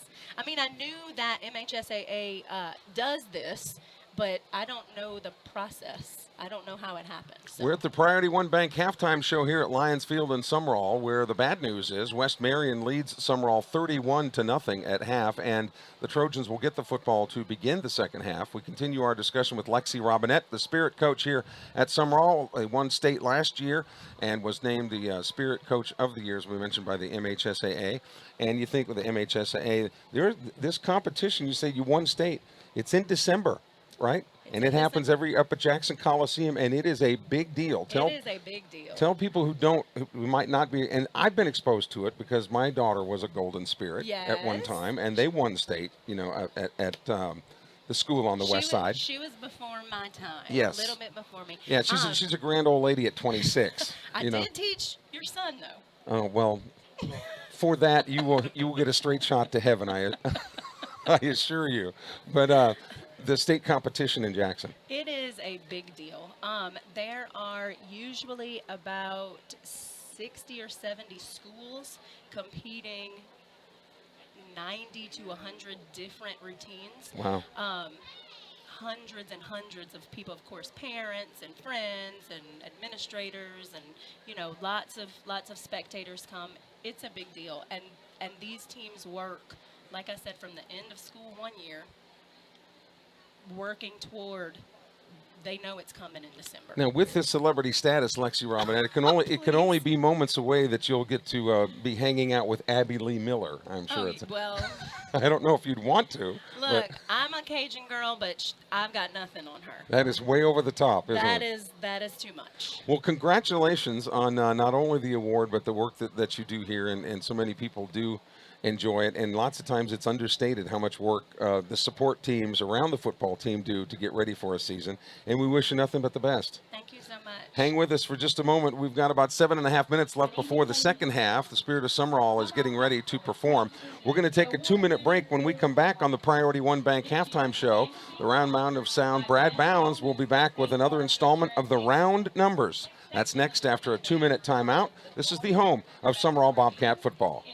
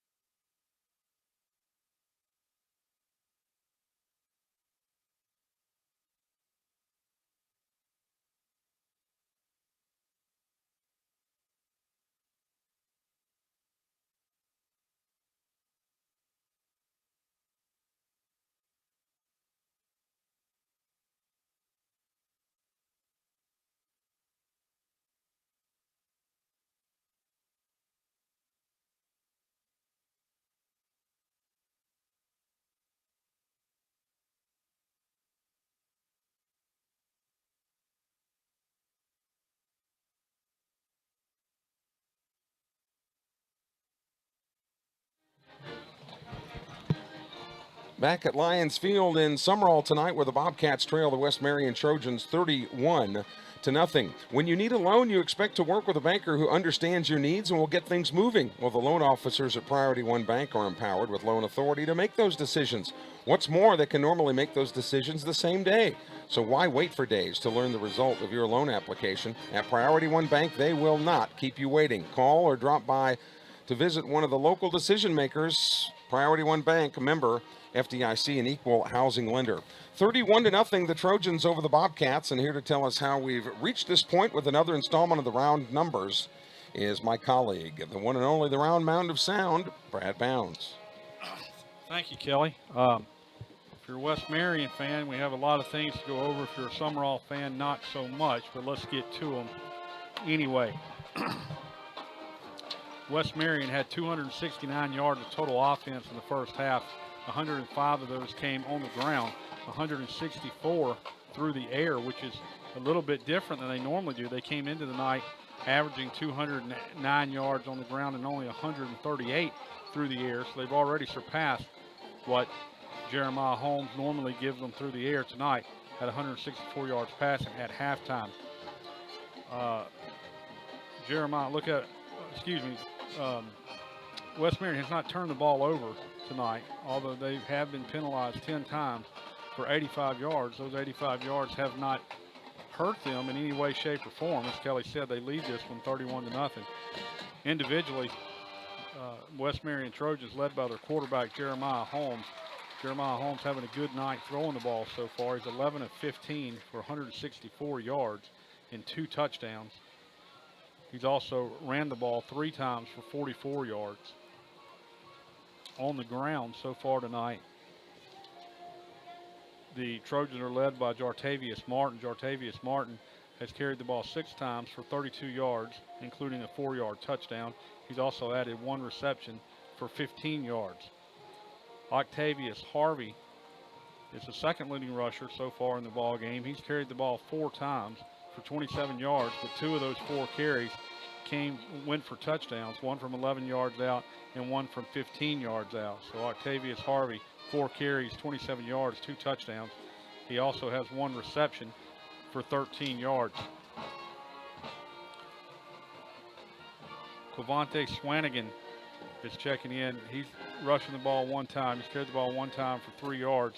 He's also got 2 receptions on the night for 53 yards, one of those being a 37-yard touchdown.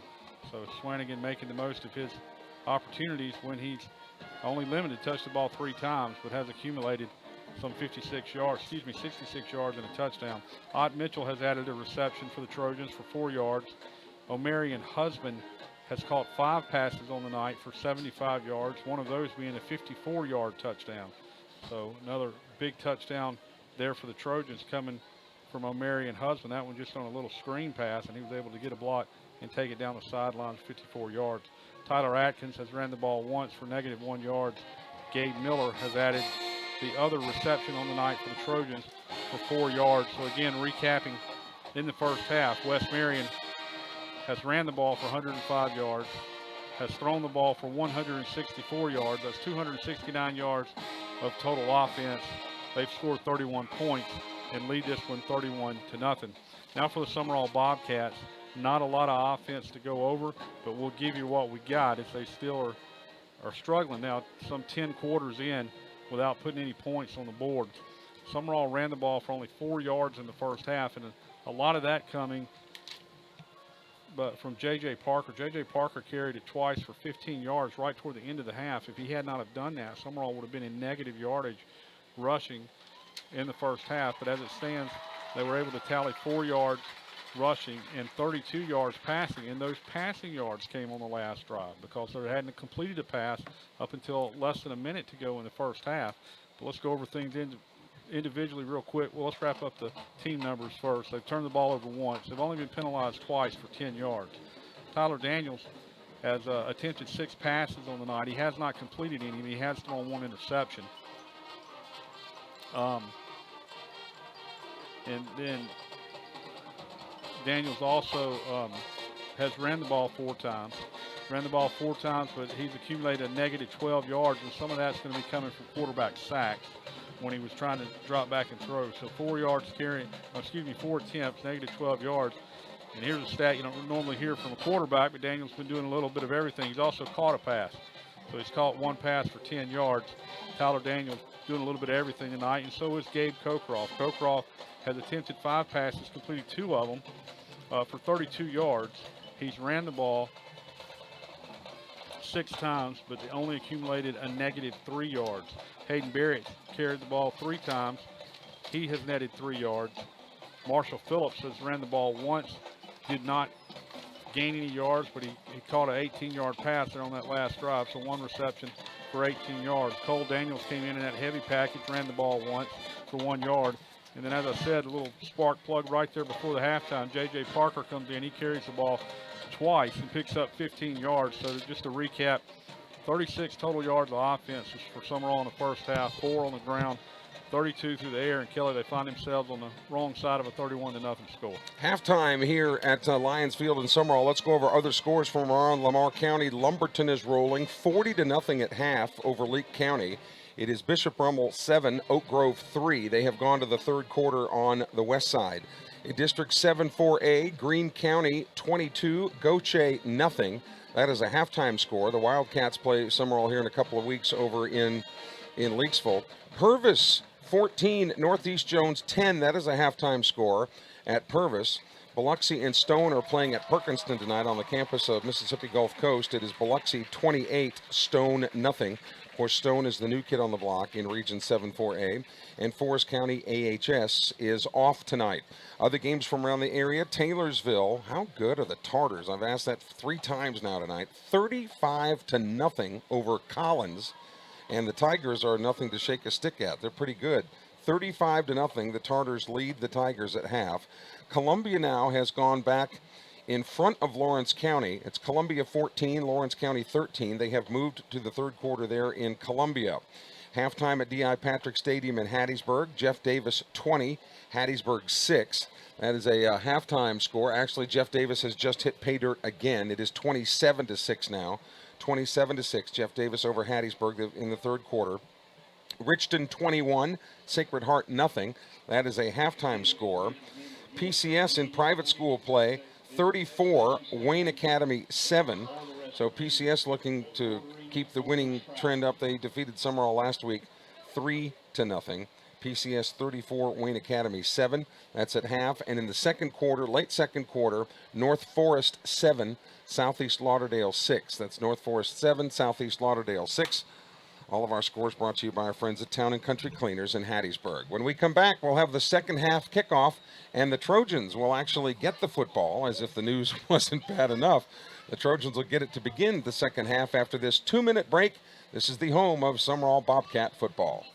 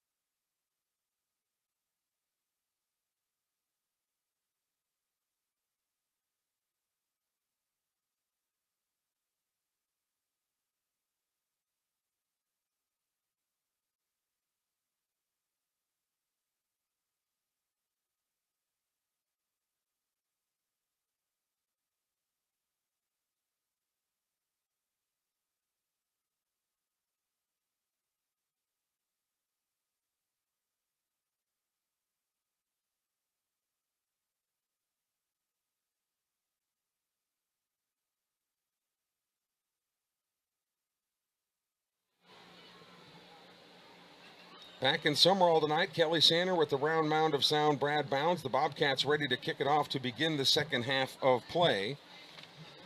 We'll be hearing a lot about Dandy Dan's in Bellevue and Summerall here in the second half. One of the sponsors of our webcast. Also, Hattiesburg Clinic Children's Clinic, Dr. April Gilmore.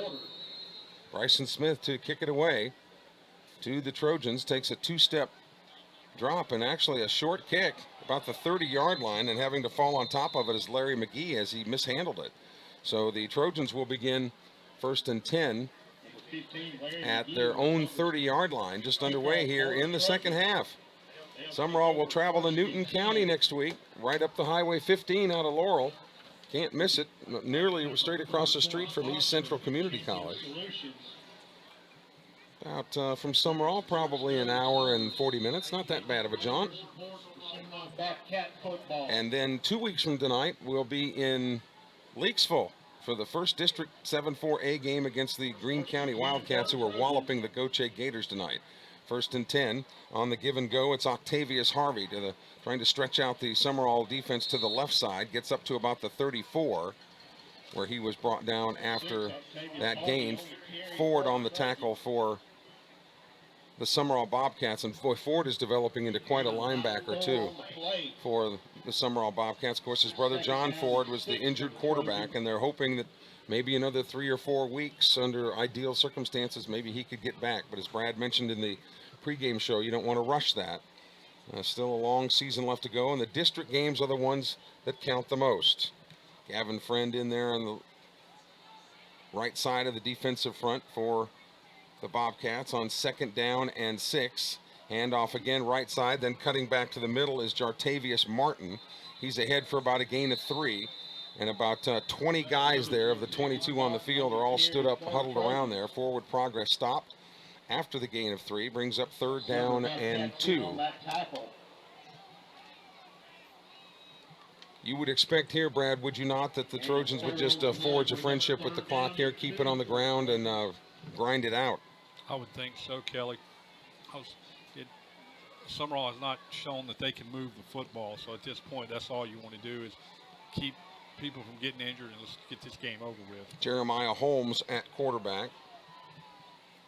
He's a senior, and he hands it off. They'll try the left side this time, and it's Larry McGee dragging several Bobcats with him up to about the 50-yard line. They finally blow the whistles. That's a pickup of about 8 on the play, and a 1st down will move the chains right at the midfield stripe with 10-17 left to go here in the 3rd.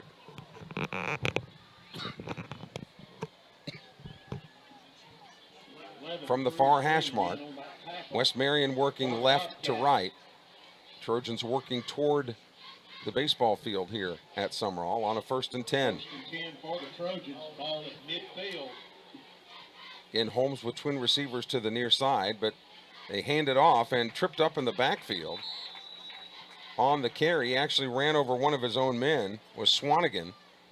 But there for good measure was the quack attack, Carson Duck, to make sure that he stays down. A loss of a couple. Brings up 2nd down and 12 with 9:34 left to go here in the 3rd quarter. Just underway, the first possession of either team here in the 2nd half. Southern Miss tomorrow playing that A team over in, literally the A team over in Tuscaloosa. Can they cover 42, Brad, tomorrow? No. You don't? 2nd down and 12. Swing pass out into the left flat. That's O'Marion Husband streaking down the sideline. Marshall Phillips won't get him.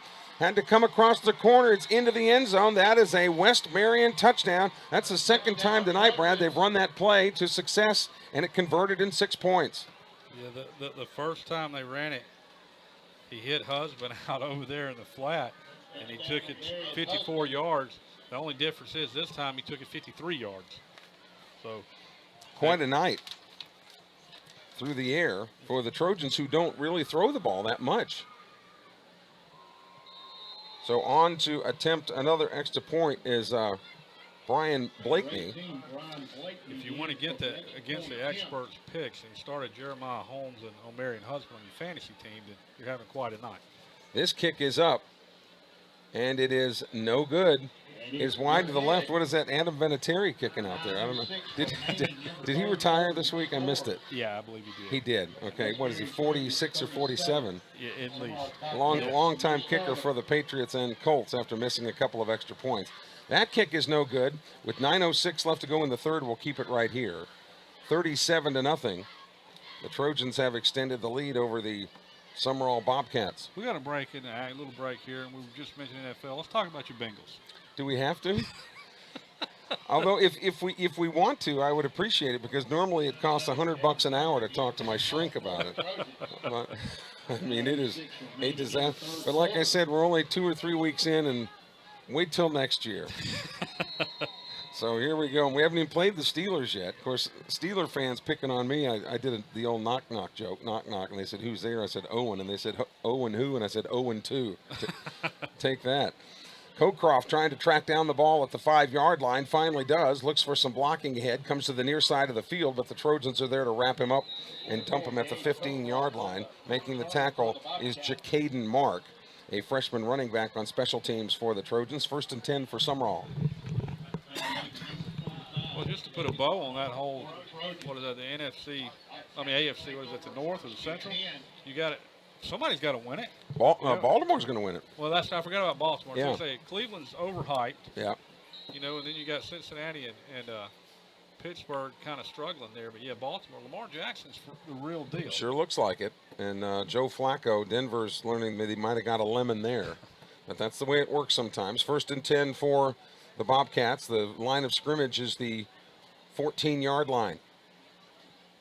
Handoff to Barrett. Barrett tries the middle. There's nothing there. Goes to the right side and runs into traffic over there and is dumped for a loss of a couple of yards on the play. Looks like making the stop there for West Marion was Camarius Husband, the junior defensive end and the brother of the other husband. 8:35 left to go. Clock moving here in the third quarter. It's been all West Marion tonight.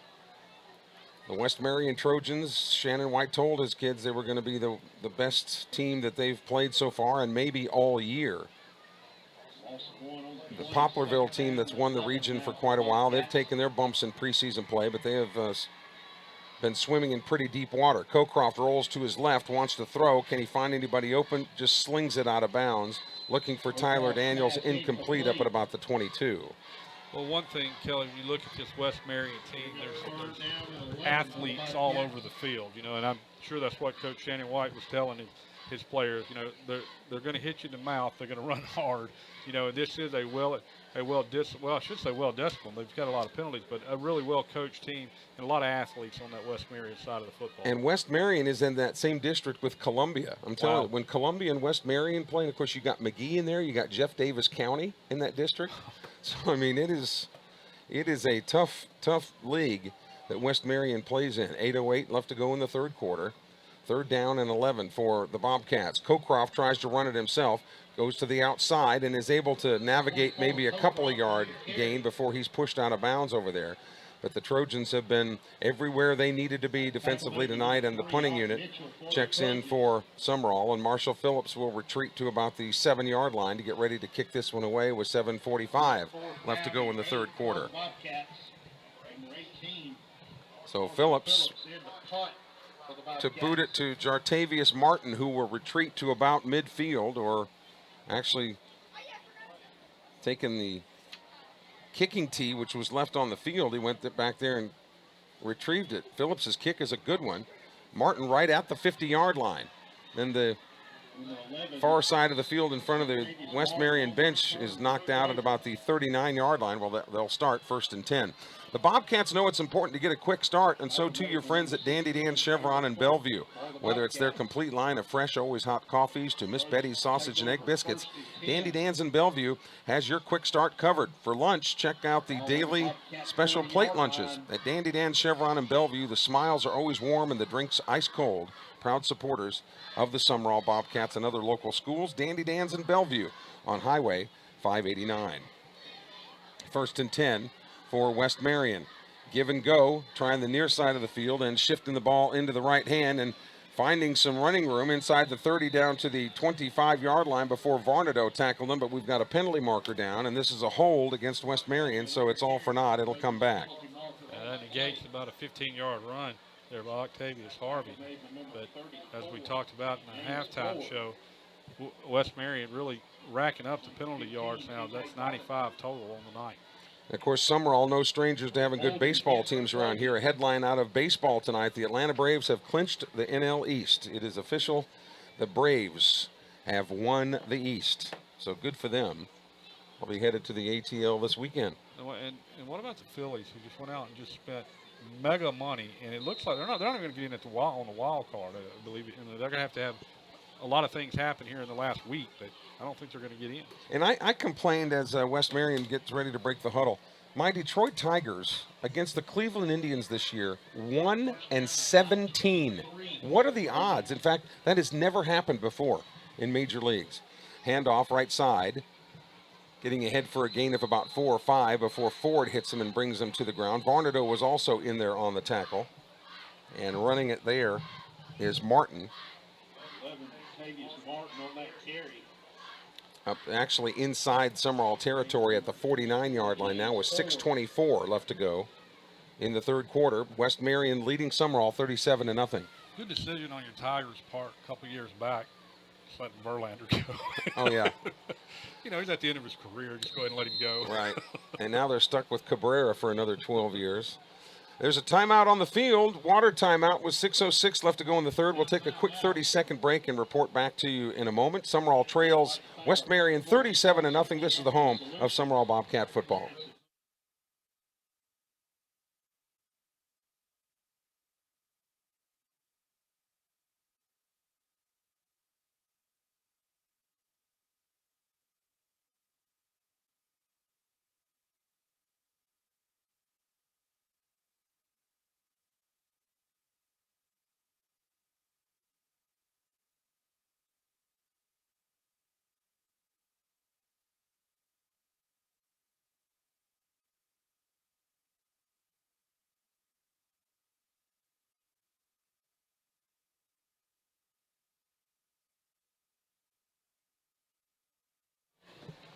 Checking other scores from around the area, Purvis has extended its lead over Northeast Jones. It's Purvis 28, Northeast Jones 10, as the Tornadoes look for their second win of the year. Biloxi 31, Stone nothing. That is a third quarter score. And against Stone, the new kid in the region this year that Summerall will play a little bit later on in the year. And I think that game this year is here in Summerall. Picayune leading Poplarville 39-7. All of our scores brought to you by our friends at Town and Country Cleaners on Hardy Street in Hattiesburg. Second down after the penalty now. Second down and about 19 for West Marion. The football is at the Summerall 49-yard line between the hash marks. The man that's led the way is Jeremiah Holmes. Wants to pass, does, but overshoots his intended receiver, Quavante Swanigan. Swanigan was down at about the 45-yard line. I'm a little bit surprised, Brad, with this lead that the West Marion is airing it out a little bit. Yeah, I am too. I figured, as you said, they would just work on the clock. And that's really been their bread and butter anyway, has been the running game. But that stops the clock with 5:52 left to go in the third. And actually, Jeremiah Holmes has been called to the sideline. And there's only 13 seconds left on the play clock. He's going to have to hustle if they're going to get this one off before time expires for the play clock. They break the huddle. 5 seconds now on the play clock. Down to 3, 2, and now whistles blow, and we've got a timeout on the field. The Trojans are going to burn one here. 5:51 left to go in the third. Back in a moment. It's the Trojans 37, the Bobcats nothing. This is the home of Summerall Bobcat football.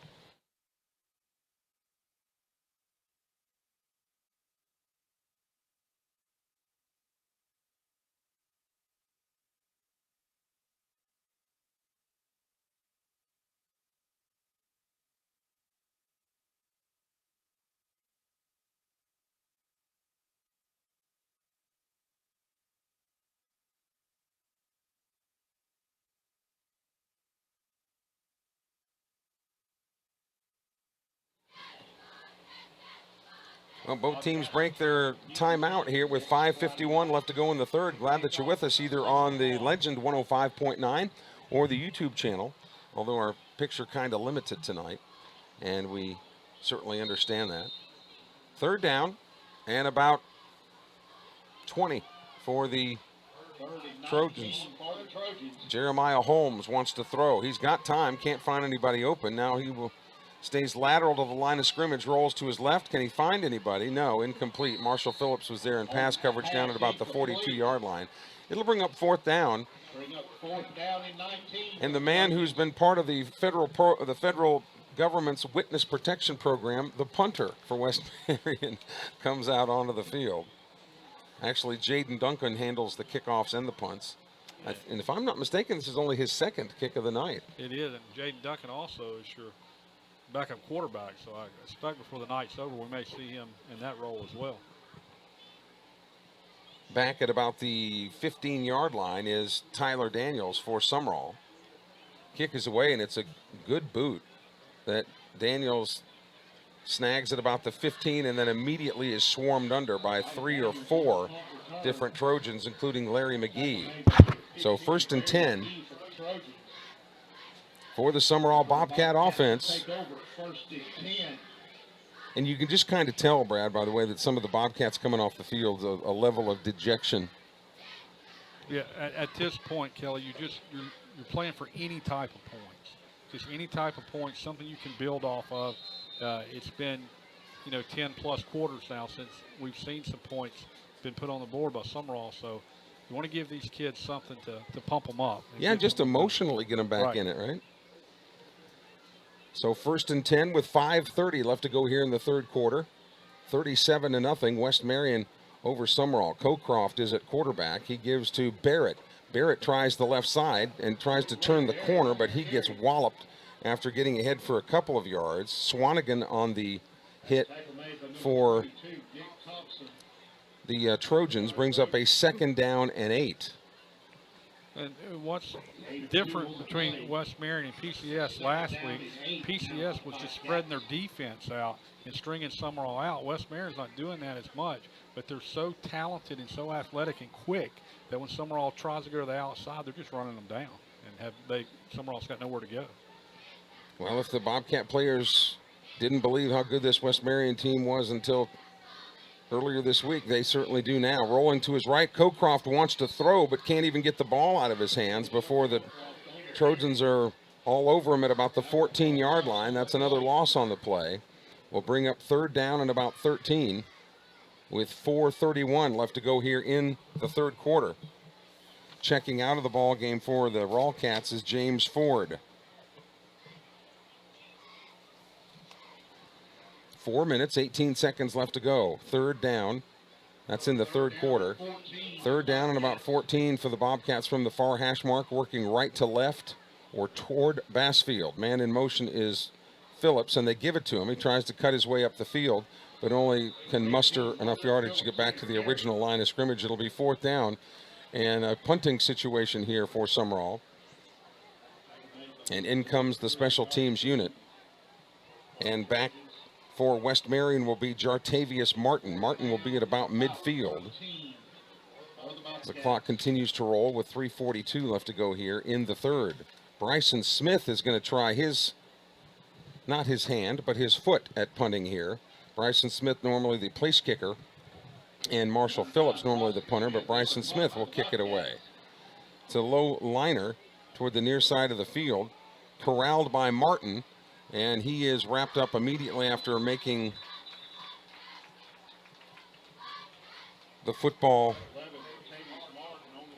taking the football rather, and he's wrapped up at the 50-yard line. So first and 10. Cruz Freeman on the tackle there as well for Sumrall. So West Marion will work toward Larry Knight Field now with 3:16 left to go in the third quarter, leading this game 37-0. Just one touchdown here in the second half.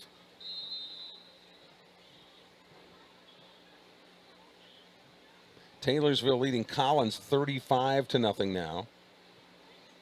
That Archbishop Rummel and Oak Grove score still 7-3. They have moved to the third quarter. Richton over Sacred Heart 27-3, and Raleigh leading Seminary 6-0. They're trying to restore the roar, are the Lions of Raleigh. Jartavius Martin, the ball carrier. Carson Duck runs him out of bounds after only a gain of about a yard on the far side of the field. So the Quack Attack showing some speed and agility there, running all the way across the field to track him down. A gain of perhaps a yard. We'll see where they spot it.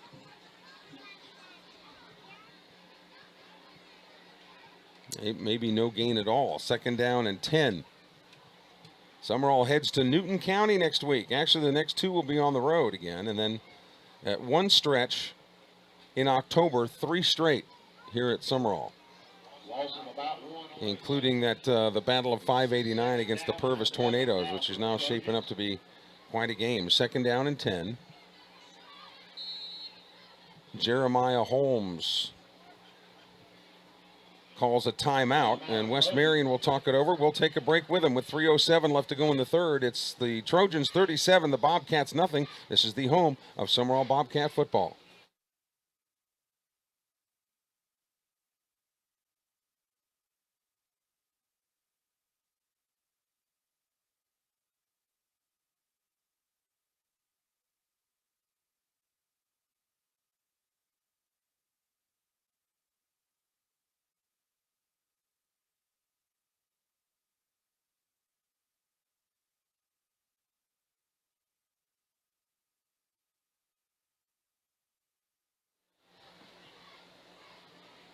We're at Lions Field in Sumrall. West Marion now has broken the huddle after that timeout, faced with a second down and 10.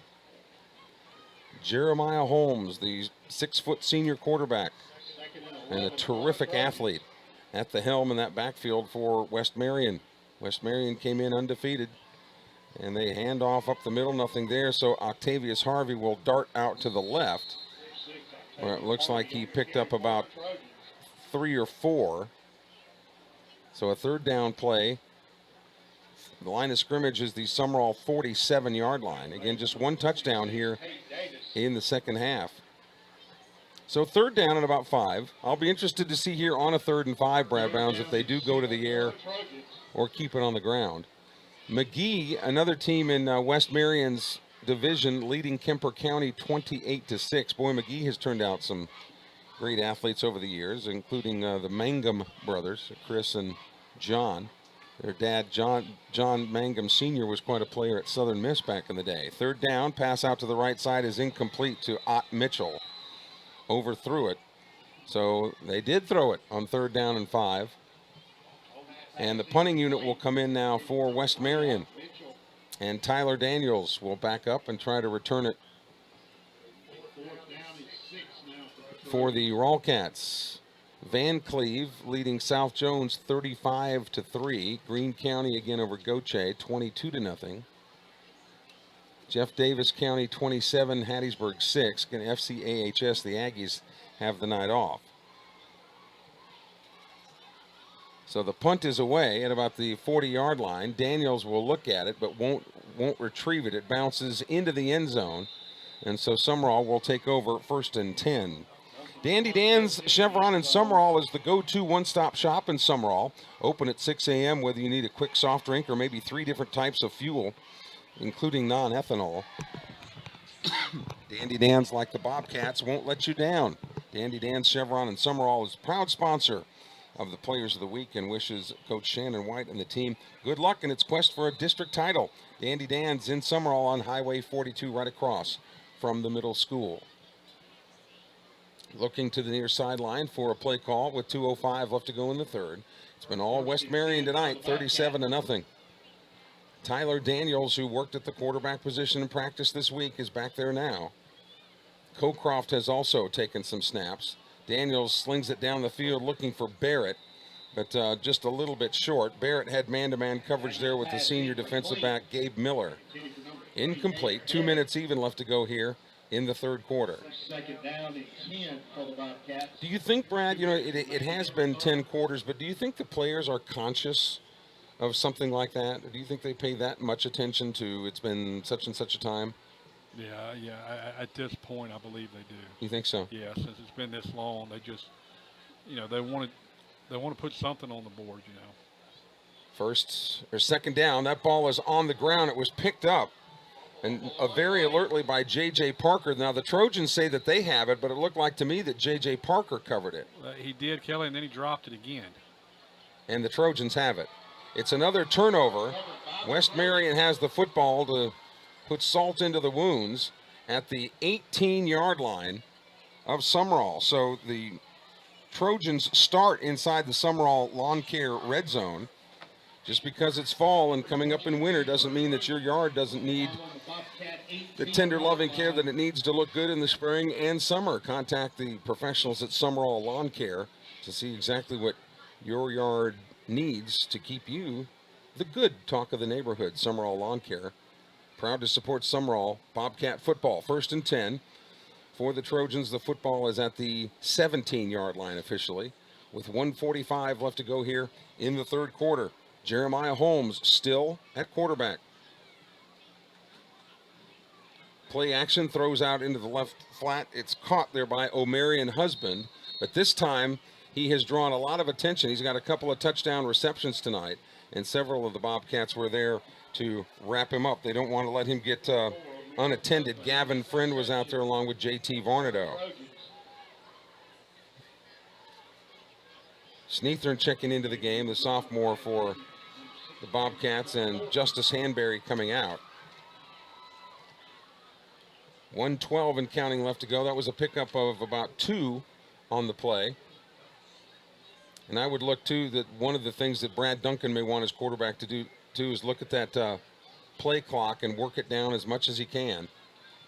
They've actually got Holmes up at an H-back, and that is Jaden Duncan, the backup that's taking the snaps at quarterback. And the handoff there was up the middle to McGee, and McGee got down near the 1st-yard stake at about the 8-yard line with 42 seconds left to go here in the 3rd quarter. And I think that is a very close to a 1st down.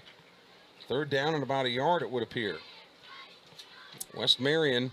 3rd down and 2 for that Bobcat defense. And the beleaguered Sumrall defense, which has been on the field so much this year. You talk about conditioning, right? They hand it off again to McGee, goes right into the teeth of the Bobcat defense, and maybe got forward progress down to the 5.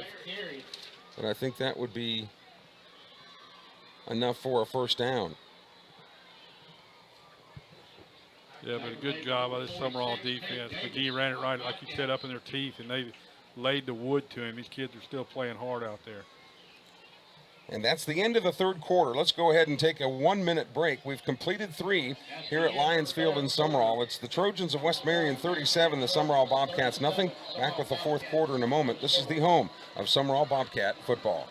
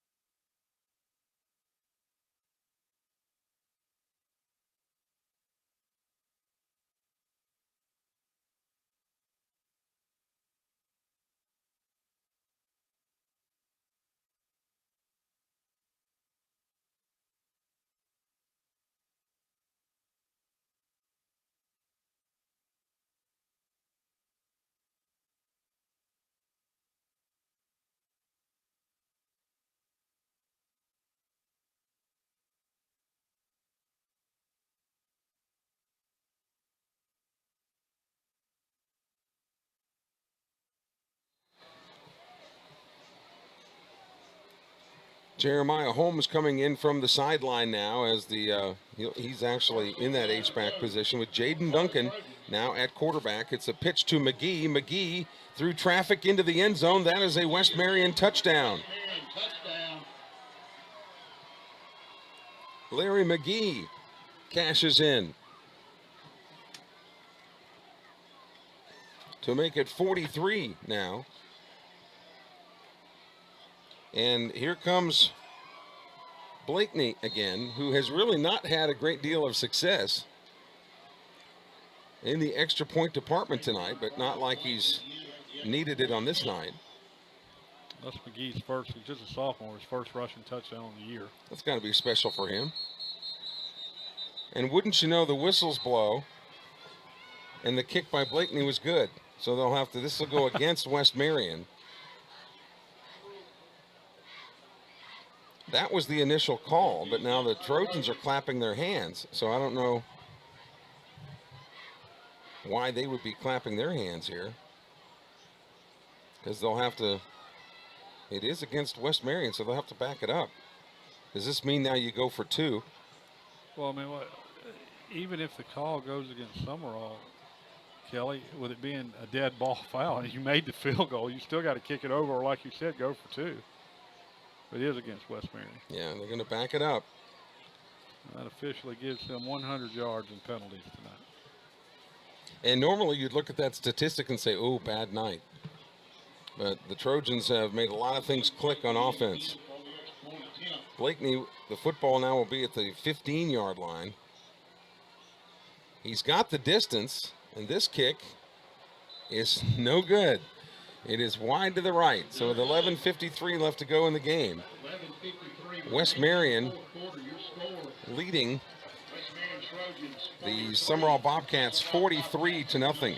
Hattiesburg Children's Clinic is committed to the care and well-being of your child from birth to adolescence. Children's Clinic is open daily and offers immunizations, monitors your child's growth and development, and treats a wide range of childhood illness. Call 601-261-3500. That's 261-3500, or you can visit them on the web at hattiesburgclinic.com. Children's Clinic, care you need for the children that you love. Sponsored by Dr. April Gilmore with the Children's Clinic, a proud supporter of the Summerall Bobcats back when she was April McGilvery. So, Jaden Duncan, who's in there at quarterback now, will kick it away. The West Marion Trojans looking to remain undefeated.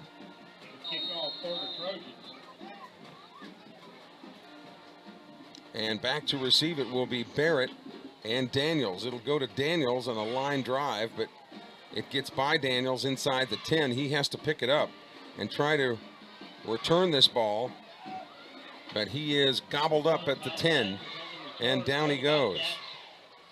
So the Summerall offense looking for any ray of hope or daylight comes back out onto the field.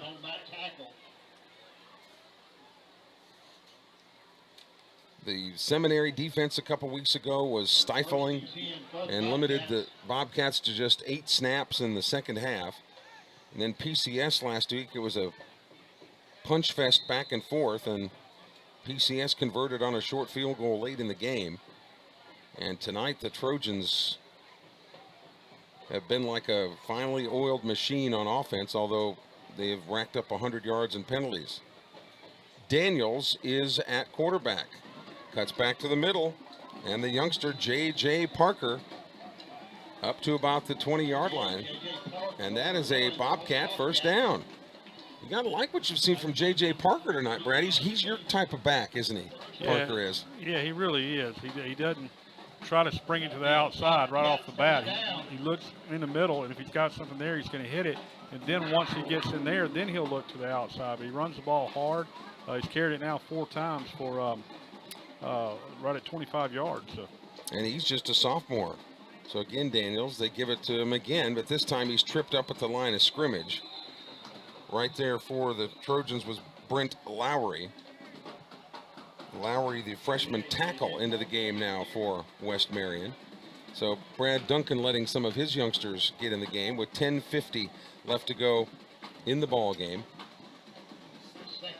Daniels has Parker split to the right.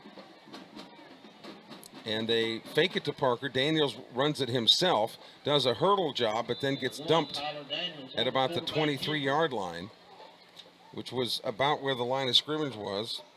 Josh Boone, the junior defensive back, with the stop there, which brings up 3rd down and 8. Looking to the sideline again, about three sets of signals come in from the sideline. One is active signals. The rest of them are counterfeit. 3rd down. Trojans almost jump offside. They give it again to Parker. Parker up the middle, then cuts back the other way. Parker with a nice run out to about the 35-yard line, and that garners another Sumrall first down. Every time he touches the ball, Kelly, he's getting like 8-10 yards of carry, except for the one time where he mishandled it down here. That was a fumble, but other than that, the boy's running really hard. Boy, Parker's a great story here, really getting an opportunity and making the most of it. Looks like we've got a water timeout on the field. And again, these will go by the wayside in October? I think the month of October. So in 2 more weeks, there won't be any more heat timeouts, although, as I was saying earlier, I checked the Weather Channel 10-day forecast, and even going to the 4th of October, still in the 90s. So at some point, MHSAA may be extending that. I was going to say, I mean, I don't ever remember it being this hot. Do you? For this long a period of time? No, I really don't. So maybe Brother Gore was right.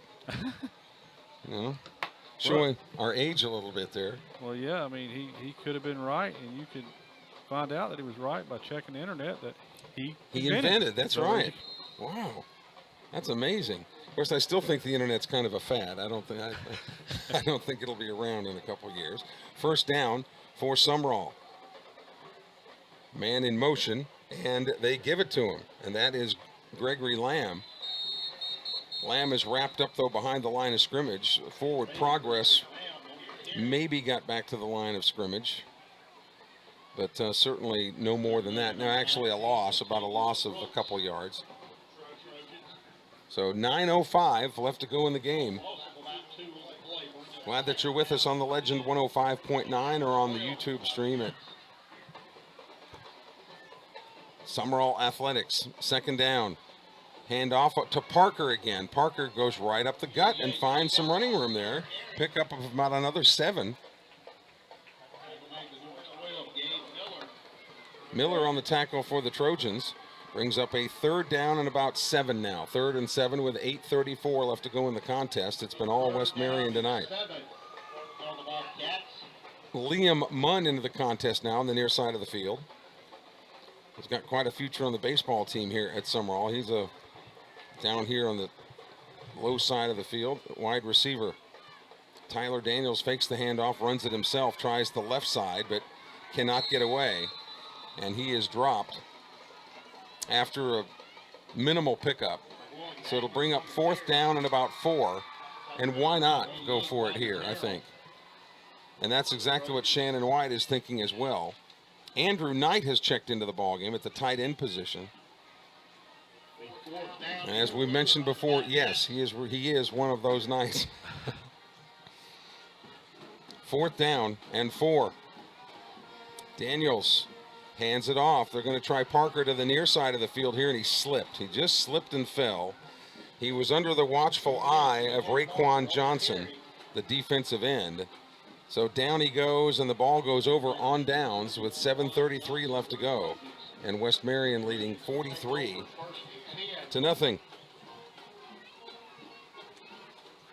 The Saints, as we mentioned, in Seattle on Sunday. And now we've got a timeout. It looks like the Bobcats have called timeout with 7:33 left to go. I don't think anybody doubts the Patriots will be the AFC representative, but who's the NFC representative going to be? You'd think that the Saints had a chance, but this whole Breeze situation now changes that landscape. Yeah, it really does. And the Rams not playing ball like we've grown accustomed to the Rams playing. We're just still very, very early in the season. But, you know, you may have an outlier there with somebody. I don't know. I mean, maybe. Yeah. Yeah, you know, Atlanta's playing good ball. Philadelphia's playing good ball. And I'm not suggesting that they're going to be in the mix at the end, but I don't think the Cardinals are as bad as people thought they were going to be. No, and Kyler Murray has really surprised me at what he's been able to do. I mean, he's not blowing people away, but I mean, some people thought he would just flop right off the bat, but he's had a solid couple of weeks. The rookie out of Oklahoma. So 1st and 10. Jeremiah Holmes out of the quarterback position now, and he is given way to Jaden Duncan, but that handoff is to Jacaden Mark, the freshman running back. Finds nothing there. 2nd down and 10 as the Bobcats close up that hole. Reeves Meredith, a freshman, into the contest now for the Bobcats. Also in there is Caleb Thornton, the junior linebacker. Christian Foster in for Summer. Also Shannon White using a lot of his roster as well. 2nd down and 10. The handoff again to Jacaden Mark. Again, not getting anything. Hit at the line of scrimmage and dumped there by Reeves Meredith, that freshman that we just talked about.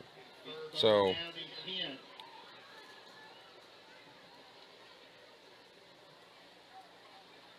Shannon White implementing C.J. Preston now, a junior, in the secondary. Mentioned Gregory Lamb in there. So a lot of the youngsters here for the blue and white getting some time. Christian Foster. Jaden Duncan at quarterback out of the shotgun. Takes the waist-high snap. Pitches it to the right side. Trying to get some yardage in the hands of Jacaden Mark, but he's dumped behind the line of scrimmage for a loss of 5. So the young Trojans now coming into the game. And I think we have a heat timeout on the field, and we'll take a 1-minute timeout with them with 5:54 left to go in the game. It's West Marion 43, Summerall nothing. This is the home of Summerall Bobcat football.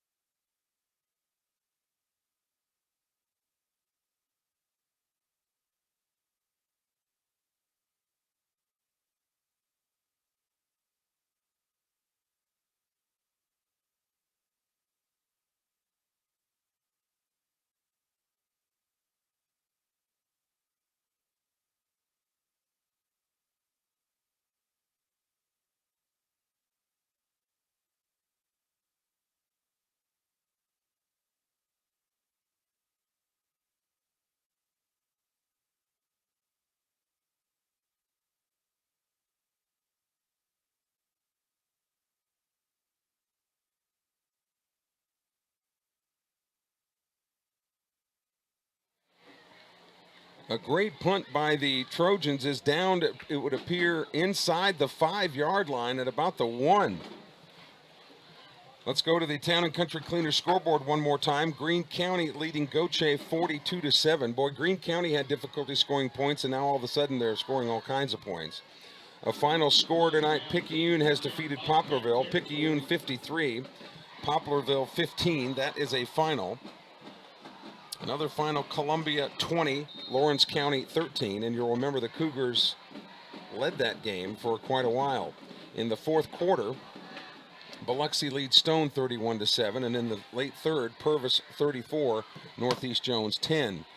First down, running to the near side and finding a little bit of room, spinning around is J.J. Parker.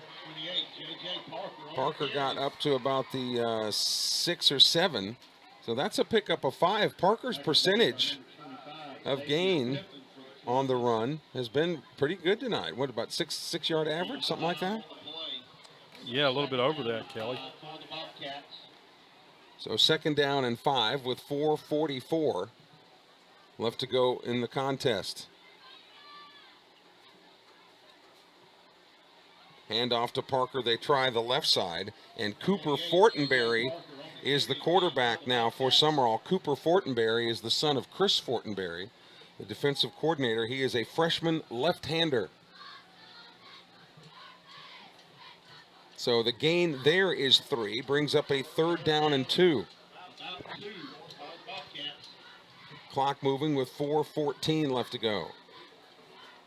3rd and 2. Parker is to the left of Fortenberry. Well, he's got to be wide-eyed in the ball game. Parker with a little bit of room across the 10 to about the 13 before he was tackled by Quadarius Swanigan. But it's enough for a Summerall first down. It doesn't take long for Parker to find where those openings are and get to them. Taylorsville has shut out Collins 35-0.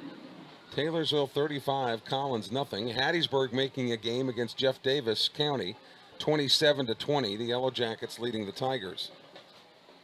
Fortenberry runs it himself, but finds nowhere to go, and he has got Trojans draped all over him.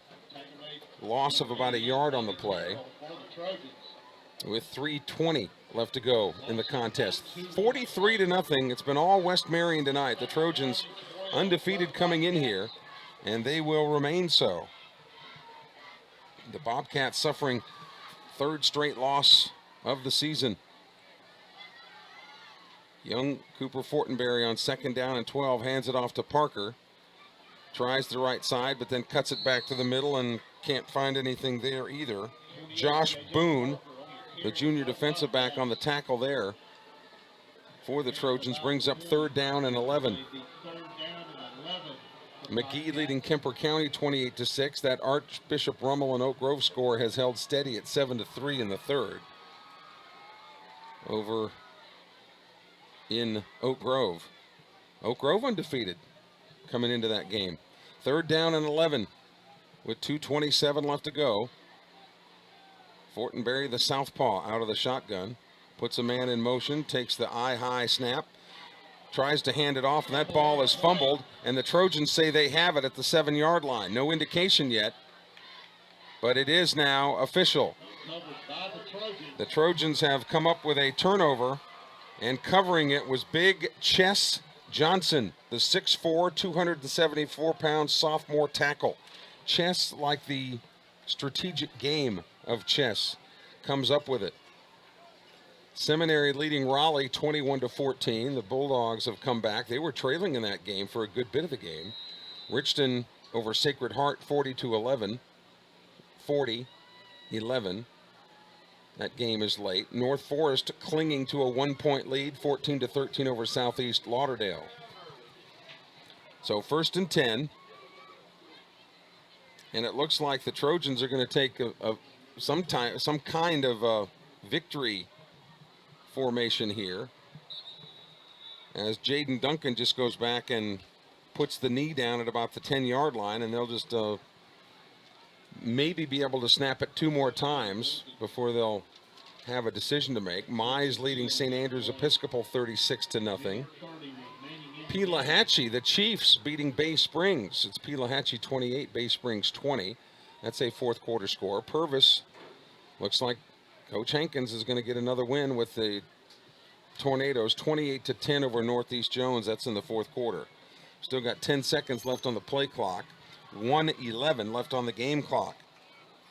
Jaden Duncan under center, and he takes a knee again at the 10.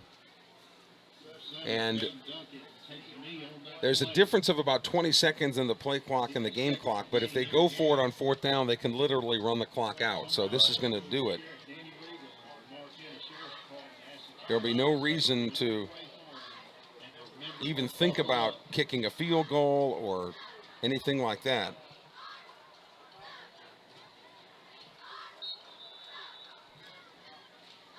And the Trojans snap it for the last time on third down, and again with even 23 seconds left on the game clock, they don't have to snap it again. So the Bobcats go down to defeat at the hands of the West Marion Trojans. Our final score tonight from Lions Field in Sumrall is the Trojans 43, the Bobcats nothing. Our next webcast broadcast comes your way next Friday night up at Newton County, where the Bobcats will try to end this 3-game losing streak and then get ready for the Greene County Wildcats as District 7 4A play begins 2 weeks from tonight. Our final score again from Lions Field, West Marion 43, Sumrall nothing. For those of you listening on the Legend 105.9, we thank you for your support. I hope that you'll continue to tune us in on Friday night, and you can follow Sumrall Bobcat Athletics on all their social media platforms at Sumrall Athletics. For the round mound of sound, Brad Bounds, our color analyst, I'm Kelly Sander. Thank you for joining us. Good night from Lions Field here in Sumrall.